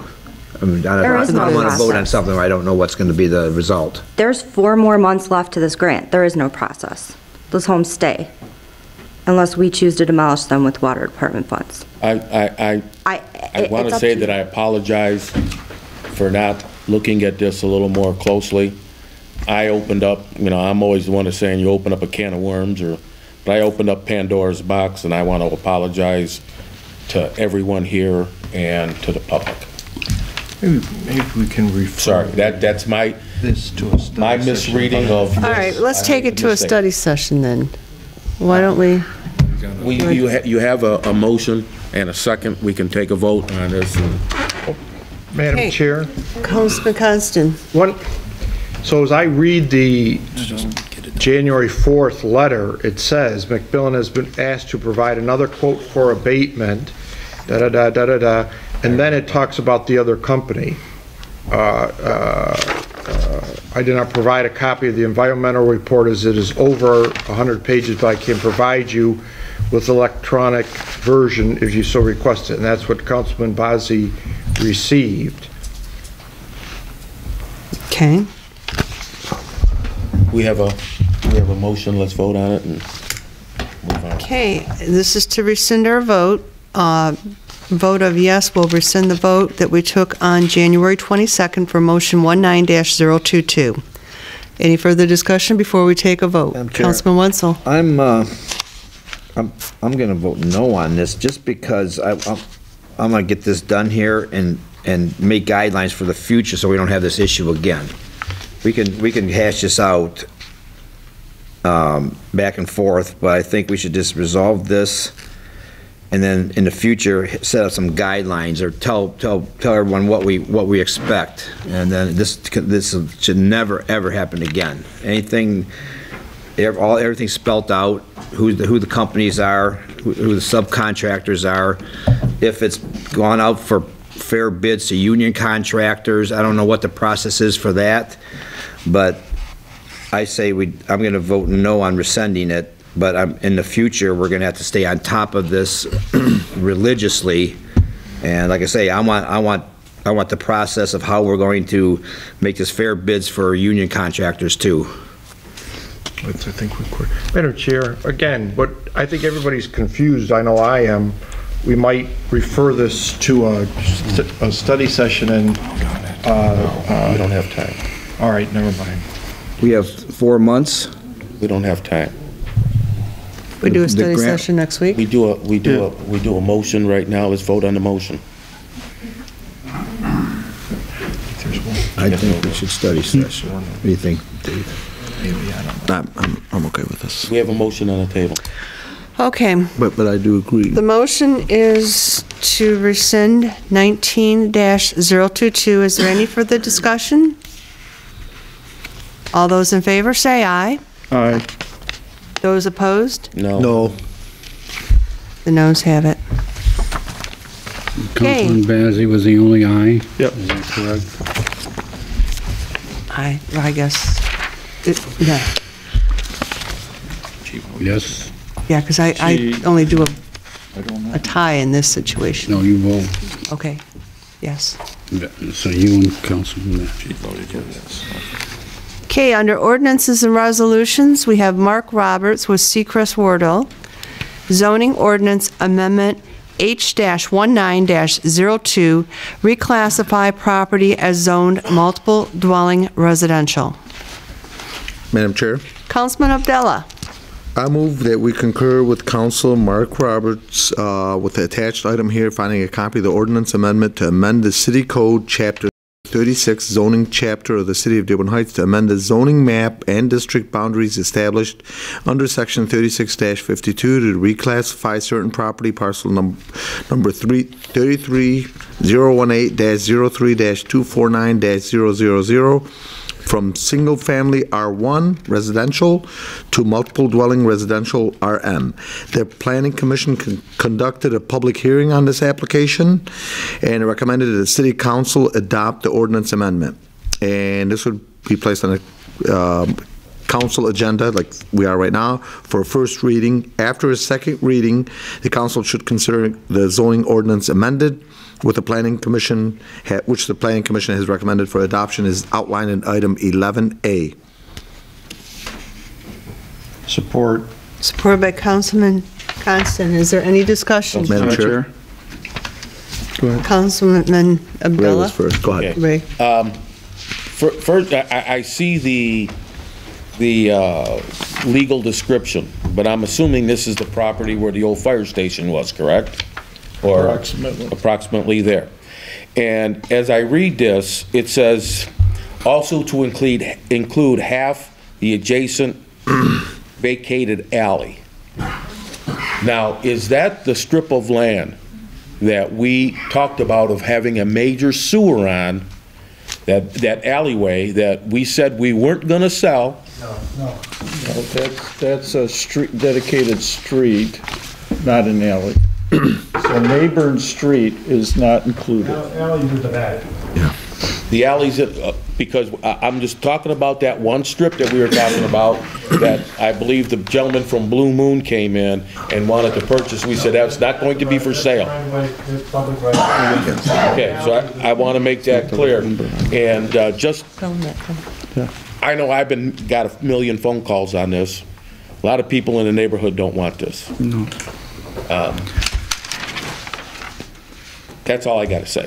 Madam Chair, Councilman Bazey.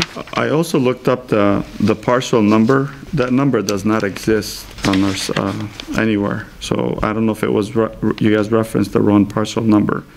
But when I looked up that parcel number, it does not exist anywhere on the city or the county website. Councilman Abdullah? In regards to that, in the administrative office for the mayor, so apparently they didn't correct it on this, but I caught that, and then she mentioned, what, Stephanie, is it? Yeah, Stephanie mentioned that she was getting it corrected, so it should be corrected. Yeah, but You're I right. think, I mean... No, you're right. I'm just saying... Let's make sure it's right before we do the wrong parcel. Before we vote on it, I think we have to go back and look at the right number. Let's make sure we get it right, because we aren't going to do She the was wrong correcting it at the time, Mr. Mayor, on a computer, I know.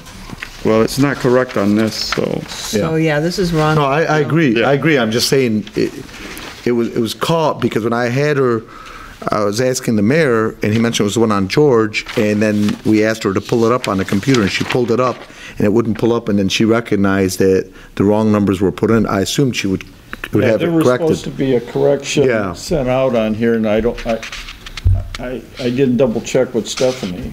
Yeah, we'd have to get that corrected. The councilman's correct. Councilman, also, one more thing, if he's done. Do you have the parcel number right there? Because I can look. I have the one here. Some of those right there are multiple parcels, and so it might have just been that they didn't put the parent parcel, but one of the But what parcel number do you have? Yeah, it's still, I think we should go back and look at that. Well, I can look up the one you have and tell you if it's included in there, so. Should be in his agenda. He got right. Stephanie had the right one. She said she would have it corrected, so. Okay, so you don't want me to look it up? I mean, I don't know. It's still on the paperwork. We don't have It's it. not on And the so this paper. is what we're Yeah. approving, is what is on the paper in Right. front of us, so we have to be careful. We don't want to approve the wrong parcel number. Council Chair, it's a first reading. You could always make sure that, I mean, just to keep this going, and if there's a need for some sort of do a study first session or reading, we're something, wrong. all of that could end up being addressed and Yeah, but we should get it corrected. right from the beginning. Madam Chair. Councilman Campbell. Yeah, we definitely should have the correct one, no doubt about it. But I just wanted to clarify, and I know Councilman Muscat mentioned it, because it's the same thing. I had some calls asking me about this. I just want to make sure we're all clear, or at least some of the residents are clear. This would be the property directly next to the current apartment building that went up. And then right next to that, and that's why there's probably confusion, and I contacted the mayor's office myself too to get that clarified in my head.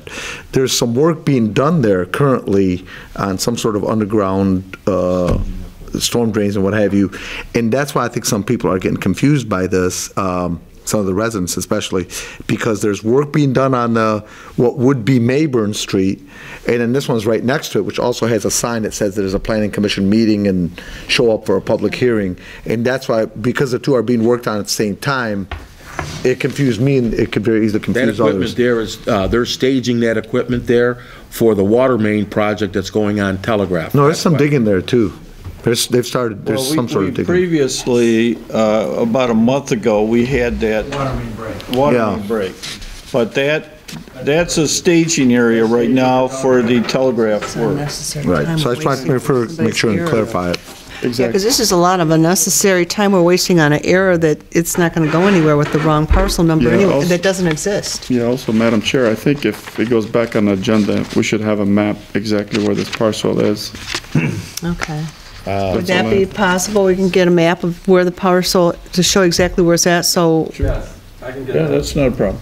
Council gives Chair? us a better idea instead of having to look it up. Go ahead, I Councilman. believe that if we have a motion that could be amended, that we read this for the first time, as long as all the paperwork comes in with the corrected information before the second reading.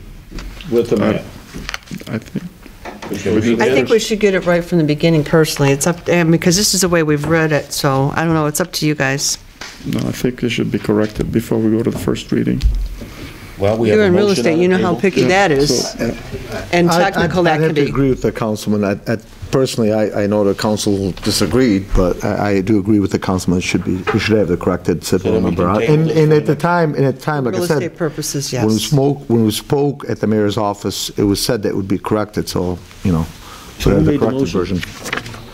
Sorry? Who made the motion? I did. You want to correct them? Yeah, I'd like Move to, I'm sorry? To move it for next, table it till the next meeting? Yeah, I'd like to change our motion, 11A, change my motion on the 11A to table that until the next meeting, until we have the corrected SIDWell number and map You know of what? the exact property. Yeah, I'm sorry to interrupt, but if you Seconded flip, by Councilman Muscat. Is there any further discussion? if you flip to the second Councilman page, Wenzel? the parcel numbers, the correct parcel, they just dropped a 0 on the front page, but Okay, on the yeah, second. we're not discussing that now. We're, I know, I saw you cut me off really quickly, but I wanted to right, point out because that this is not necessary to what we're doing right now. I wanted to in front point of out that us. the correct parcel number was on the It's second. not necessary, You though. just flipped it over. Thank you. I have a question for Mr. Brooks. Is there an interested party in this property, and have they submitted any plans to the planning commission yet? There are plans with the planning commission. I don't know the status. Okay, are there any variances required for parking or anything else? I'm not familiar with that project. Their planning department is. So maybe we can find out more for the next meeting. From what I understood, the proposal that's on the excuse me, not the proposal, I don't want to misconstrue that. Where they went to the planning commission was with changing the zoning to where you can't, like the current zoning, you could only build a residential single-family home right now. They want to change it to multi-family dwelling, which very similar to the one that's on the corner, just right next to it. It'd be right next to it. There's a 8-unit apartment building there. And this would be the lot directly next to it. I don't know if they're going to build an 8-unit specifically, but it'd be that type of a dwelling is what they're proposing the zoning change for. Okay. Any further discussion? All those in favor, say aye. Aye. Those opposed? The ayes have it. Madam Chair, Yes. may I say something about this? Sure, Mr. Clerk. Whoever is going to do the corrections, if you look on the page of the ordinance, it says an ordinance to amend the city code, blah, blah, blah, City of Farmington. So I just want to make somebody aware that that should be corrected to the. Thank you for bringing that to the attention. Wow. We're not Farmington. Our I think we temporary, copied it. temporary city council secretary was instrumental in finding that. Okay, next under ordinances and resolutions, we have Corporation Council Miyake, amendments to the city code sections 20-303, 20-304, 20-305, and 20-306 regarding fireworks. Madam Chair, Councilman Constant. I move we concur with our Corporation Council and Mayor Pletko. There's been a change in the state law which allows cities to further restrict the hours when the fireworks can go off, that we amend our city code sections 20-303, 20-304, 20-305, and 20-306 regarding fireworks as outlined in item 11B. Support. Supported by Councilman Muscat. Is there any discussion, Council? Yeah, we just treated as read for the first time, the ordinance treated as read for the first time. And consider be read for the first time. And support. Supported by Councilman Muscat. Is there any discussion? Yeah, Madam Chair. Councilman Abdullah. The only thing that I personally felt should probably be changed on this when I read this is, you know, if we are going to have a time, let's have the time for all the dates the same, so this way there's less confusion, less issues with some of the residents, because on some of them, specifically the one for December 31st, it was until 1 a.m., which obviously, you know, New Year's Day. Or the rest of them were all 11:45 p.m. So I personally would just suggest one or the other to where they're all the same instead of sometime 11:45, sometime 1 a.m. This is patterned completely over state law. This is all we can do one way or the other. We cannot change it? We So this cannot is what the change state it. We're dictates. preempted.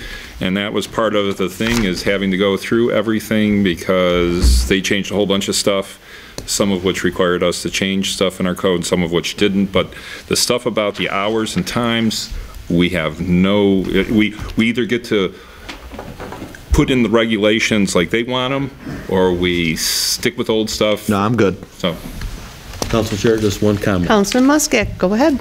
We know the day is coming up for 4th of July. I'll make a comment to Chief Volatorny. We should have all hands on deck that day to stop the misuse of fireworks where they're shot off from the street, into the street, onto other people's property.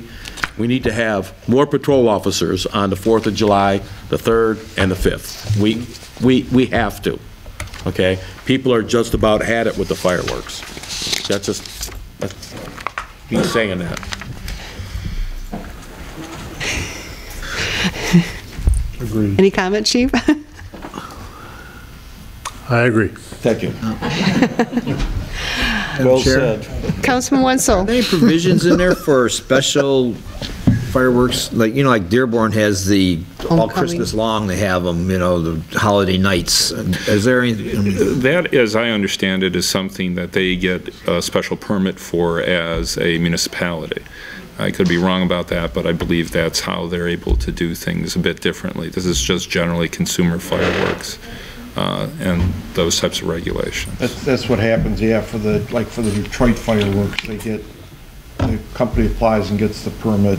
So if we had 100th anniversary of City of Dearborn Heights, we would put in for a special permit or something for that? Show that they have the You won't be here. insurance. I'll be here. You won't be here. I'll be here. I'll be right here. Dad, you just You have to be. A little kids. Yeah, I got little kids. 45 years away approximately, that's a long time. Oh, Laura. Okay, at this point, we've, any other discussion? All those in favor, say aye. Aye. Those opposed? The ayes have it.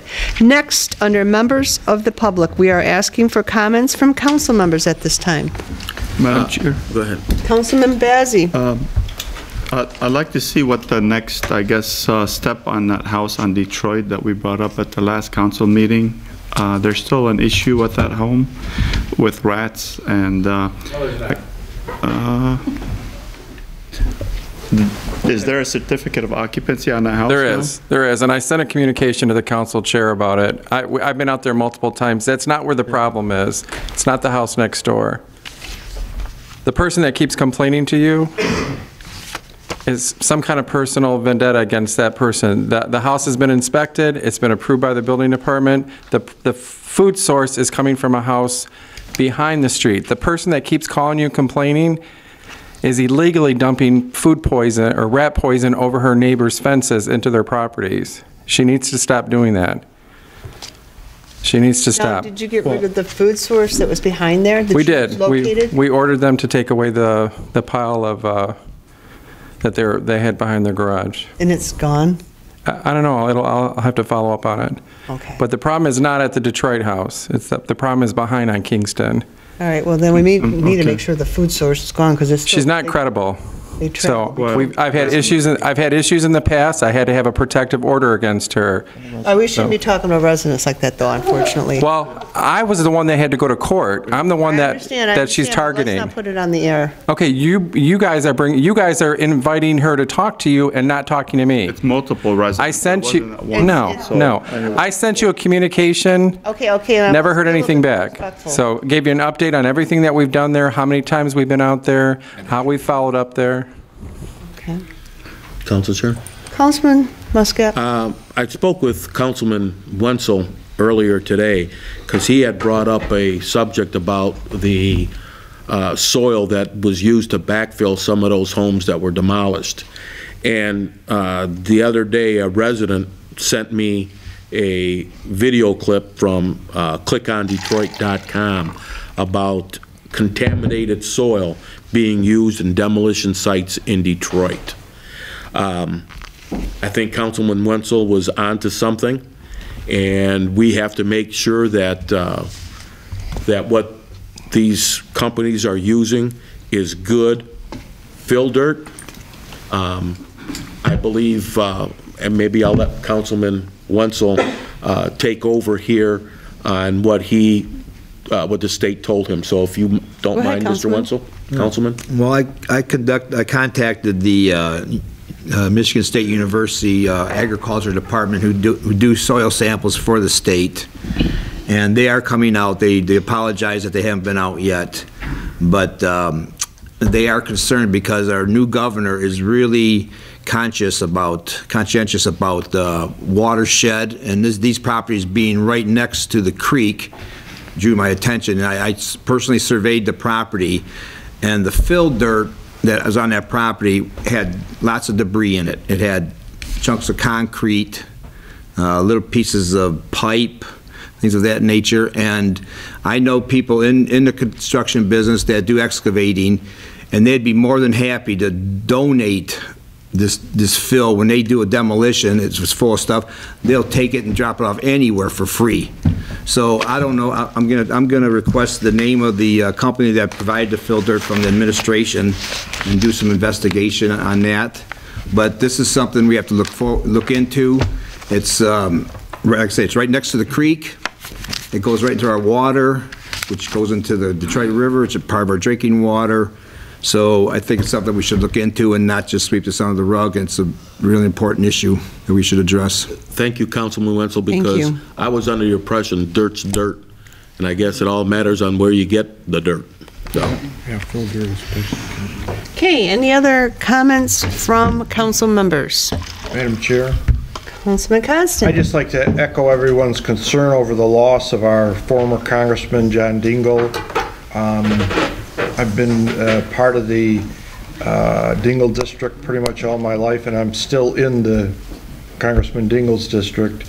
My father, who just turned 93, actually used to go fishing with John Dingell when John Dingell was, I guess, a Wayne County prosecutor.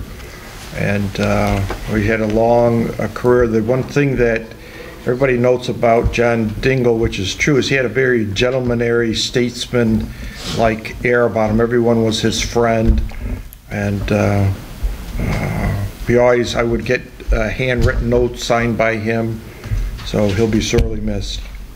Council Chair, one more, it slipped my mind, but I'm going to ask how we go about doing this to Corporation Council. Many phone calls these past few weeks about snow emergencies and trash pickup. Is there a way we can change or add to our ordinance that allows people to block the sidewalk on snow emergency and trash pickup days in our ordinance that doesn't allow blocking of a sidewalk? I'm not familiar with that particular issue. What have people been doing? Well, some people are worried about getting ticketed for blocking the sidewalk on trash pickup days because they have no other places to park their vehicle, and for snow emergencies where you got to get your cars off. Right. They don't want to get ticketed for blocking the sidewalk on those particular days. So if we can amend the ordinance somehow to help alleviate that. Well, maybe at least initially, the police department could use its discretion to avoid that, and then maybe I can have discussions with them, because I'm having a hard time visualizing what it is you're referring to, but certainly it could be. I know you haven't been given, but a lot of people are saying they're afraid to do it because they're afraid to get ticketed, because the ordinance doesn't have that. I would ask one of our fine officers here if he would write a ticket for somebody during a snow emergency who's parked on the lawn, on the easement, or blocking the sidewalk. It's pretty much common sense that since there's a snow emergency, the primary purpose is to get the snow off the streets. Secondary would be taking care of the driveway and lawns. I was asked by some citizens to ask the question. I have, if you can look into it, what the ordinance says. I'll certainly look into it if that's... If they could look into it, and then I'll just remind the officers to use a little common sense. Trash pickup and snow. Well, not so much, well... On garbage day, yeah. I guess the main concern is getting everybody off the streets. Snow emergencies would be the primary. Well, trash pickup too, they got to get their cars off the street. Well, so... I'm more concerned with the snow emergency. The trash pickup, parking on the grass or parking on the easement and blocking the sidewalk, those are other issues. You know, some people are limited by where they purchase their house and how much room they have, or if they're not using the garage for the state purpose. So now we're getting into, we had this issue before when this first came up. So we just would look into us in a study session of something, but the snow emergency will enforce the common sense rule. Okay. Sure. So basically, we're looking at a study session on this point? Yeah, if you can start looking into it, then we can have a study. I'll ask Council Chair to have a study session. Council Chair, may I contact Councilman Muscat just to kind of get his input so I kind of understand more about the issue? Sure, go ahead. All right. Madam Chair.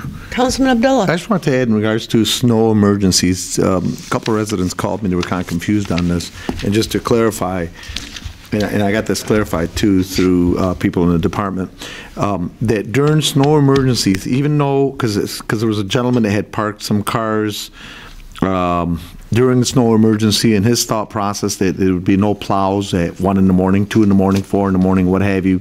And his thought process is because it was after, as long as he got the cars out by, I think it was like 6 a.m. or 7 a.m., it would be safe. And I got it clarified, and I just want to publicly announce it to him, but I'm not announcing it to him. I'm announcing it to the residents in general that you cannot park during snow emergencies, including during the middle of the night, because the plows do go out during that time. Yes. Thank you. Okay. Any other comments from council members? This time, Mr. Clerk. Thank you, Madam Chair. Got some feel-good news, something great to report. As many of you know, we use the National Honor Society from Crestwood in our elections, and we generally have a coordinator, a student coordinator that we work with, and he or she schedules the students, schedules the locations, schedules and gets the rooms for us for training them on the computers and so forth. One of our most recent coordinators, Sarah Kohamahi, I hope I got that right, I was just informed, was accepted to Harvard University. Wow. So I'm just recognizing one particular individual. I'm sure we have many students at Crestwood that are doing great and excelling, but Sarah especially, because I know her and because she's worked so well with us, I wanted to mention. And while I'm mentioning Sarah, her sister was the coordinator previous to her, Yara, who I mentioned before, and Yara is currently at MIT pursuing a degree. And to piggyback that, the coordinator before that was her brother, Mikey, who is just receiving his U of M degree and will be moving on to take his MCATs and hopefully be a medical doctor. Impressive. So, what a wonderful family. We've been blessed to have them work with us, and I just wanted to recognize Sarah, and I understand there's one more coming up through the ranks, so we're looking forward to working with her too. So thank you, Madam Chair. It's also a good experience on their resume when they go to apply to colleges to have volunteered in the clerk's office. Well, actually, Councilman, you mentioned that when Yara was applying to colleges, she shared with me one of her essays, and it was the experience of working in the city and how that enhanced her, and that was one of the I'm sorry, one of her what's the word? Advantages on her application. It was one of her essays that she included with her applications. So Thank you. This time, we're going to open it up to public and now. I just had one, I want to piggyback on Clerk's statement there. The Crestwood Honor Society has been very helpful in many aspects throughout the city volunteering, and I'd like to encourage the students, the National Honor Society students from our other high schools, Annapolis and Robichaud, to contact the city to get more involved with the things that we've got. We've got the Watershed Steward Commission. We've got several of the senior programs, the key clubs. I encourage all high schools to call the city and see what they can do to get more involved with their community.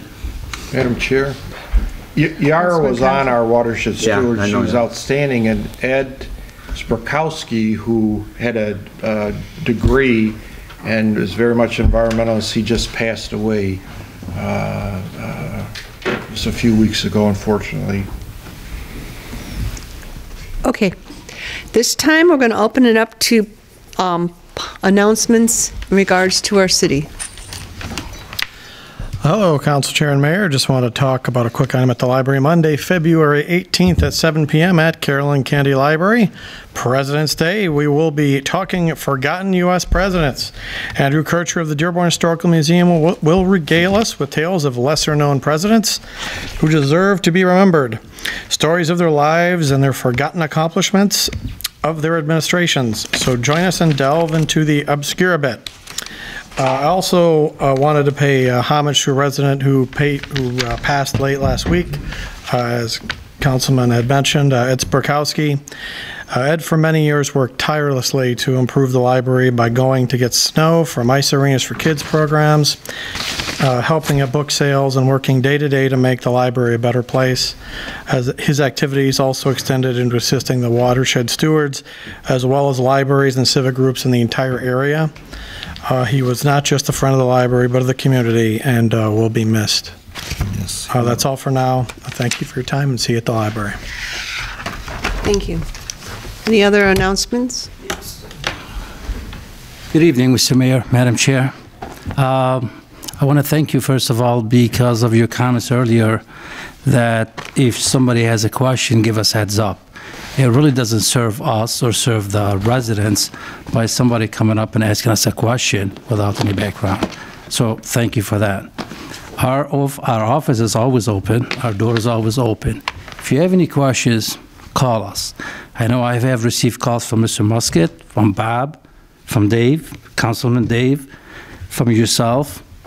If you have a question, call me. I'll be more than happy to look it up and get the right answer for you. And you don't have to go read the whole hot book. Thank you.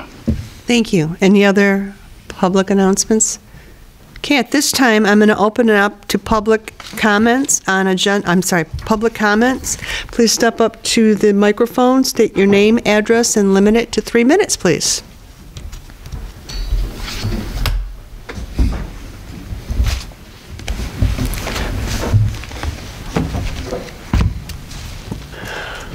night.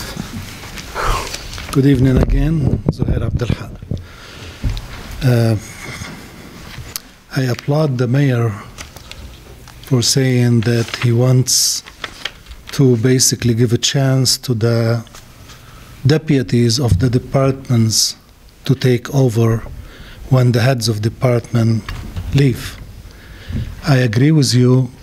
I hope you will start some education program for those people who served us for years and years in the city, and they sit tonight, listen to somebody coming with 8 years experience, I don't know the guy, getting $80,000, and somebody who's been here for 32 years, still basically not making that much.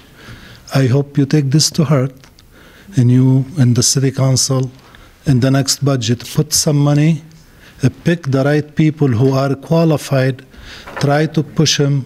This will raise the morale of the employees. This will basically keep the qualified people in the city. That will be probably something to do good for our employees.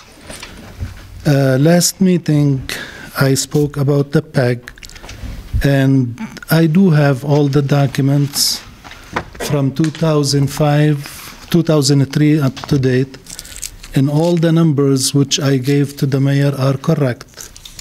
In 2005, the only time we saw the PEG money is on the Plant Moran note on their financial statement, on their audit report, and they put it under note number 12. We went from 2005, we never seen anything on the budget for the PEG until 2012.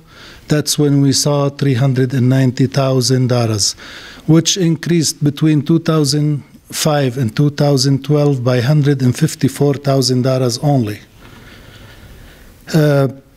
My numbers are correct based on what I saw. I just have a question to Christina, the mayor's assistant, if she can, please. She said we spent last year $110,000 on PEG. I would like to enlighten me, the residents and the city council, how we spent the $110,000 on issues related to the PEG program last year. Would you like to come to the microphone? And I thought we were going to have a study session on it, and I think that question would be appropriate and answered at that time. It's in the cable budget too, right, that line item. I know it's in the budget, but I would like a breakdown. Did you pay salaries? Did you pay French benefits? Did you pay for camera, for anything, or you just, it's in the budget? I seen it in the budget. Yeah. I want to know in detail where it was spent, because I believe... Not in the auditing budget, in the actual cable budget that the council goes over every year in April. That's where that money went.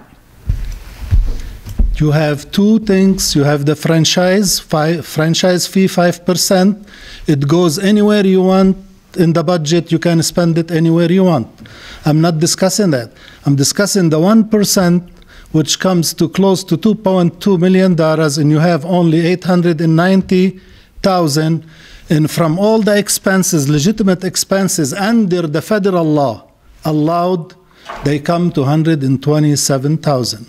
I'm not trying to give anybody a hard time, but I want to know where this money went when I don't have microphones, I don't have camera, I don't have a studio. I really need to know this intermingling of the money and using it to tell me that it's in the budget is not going to satisfy me. I am resident, I pay that money on my bill. I need to know where you spent that $110,000. I'm not going over the other years. Then Just I hope you come next Tuesday and listen to that. Okay. All of that will I hope you come ready with papers like I do. Councilman Muscat? Mr. Hawk? Yes. Mr. Abdel Hawk, you mean where the $110,000 was spent from which fund? She said last year we spent $110,000 and we have $50,000 left. The numbers don't add up. I'm understanding. There is some money misused in different places, misused by the administration. An attack like that is wrong. It's wrong. Mr. Ancrap ran that particular department, not Christina. You're asking the wrong person. Mr. Ancrap, I spoke to him. You know what? You don't want to know what he says. Please stop accusing people of this. Okay. You're wrong. Order, all right, we're done. I have numbers. I like you to tell me where the money spent. Okay. Okay, all right. At this point, any other public comments? Yeah, I have a comment. I'm sorry. State your name, address, and limit it to 3 minutes, please. Mark Corey, 150 North Main. I just want to mention a couple of things. This Department of Public Service Director, I think this whole thing was too disguised, wasn't open to the public. It's more transparent. What happened here, we mentioned the person's name. We don't know who this person is. We don't know his background. I'm familiar with Department of Public Works. S1's license. I'm familiar with what they earn. I'm familiar with who the department director in Detroit is, what he earns, well over $100,000 a year. In fact, their number 3 man earns probably about $90,000 a year. So that what you're paying this guy is way below what he should be paid. I can tell you that the lowest paid person is about $72,000 at a community that's going into bankruptcy. A good person does Department of Public Works director, gets paid $110,000, $120,000.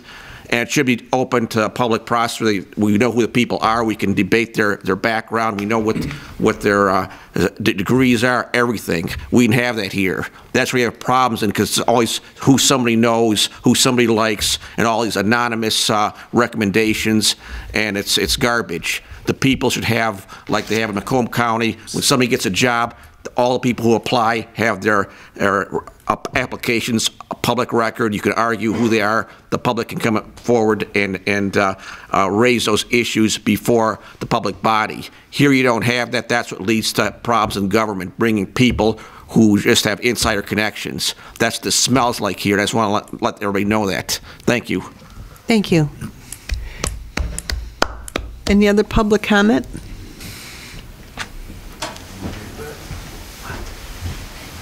Good evening. My name is Hassan Bazzi. I don't have much to say. I would like to say something that if a citizen of the city asks the administration, the city council, the mayor a question, should be answered with respect and not yelling and not with lack of information. This is my comment. Thank you. Thank you. Any other public comment? Okay, do I hear a motion to end our meeting? Support. Support. Motion to adjourn. All those in favor, say aye. Aye. Those opposed? Aye. Motion's done.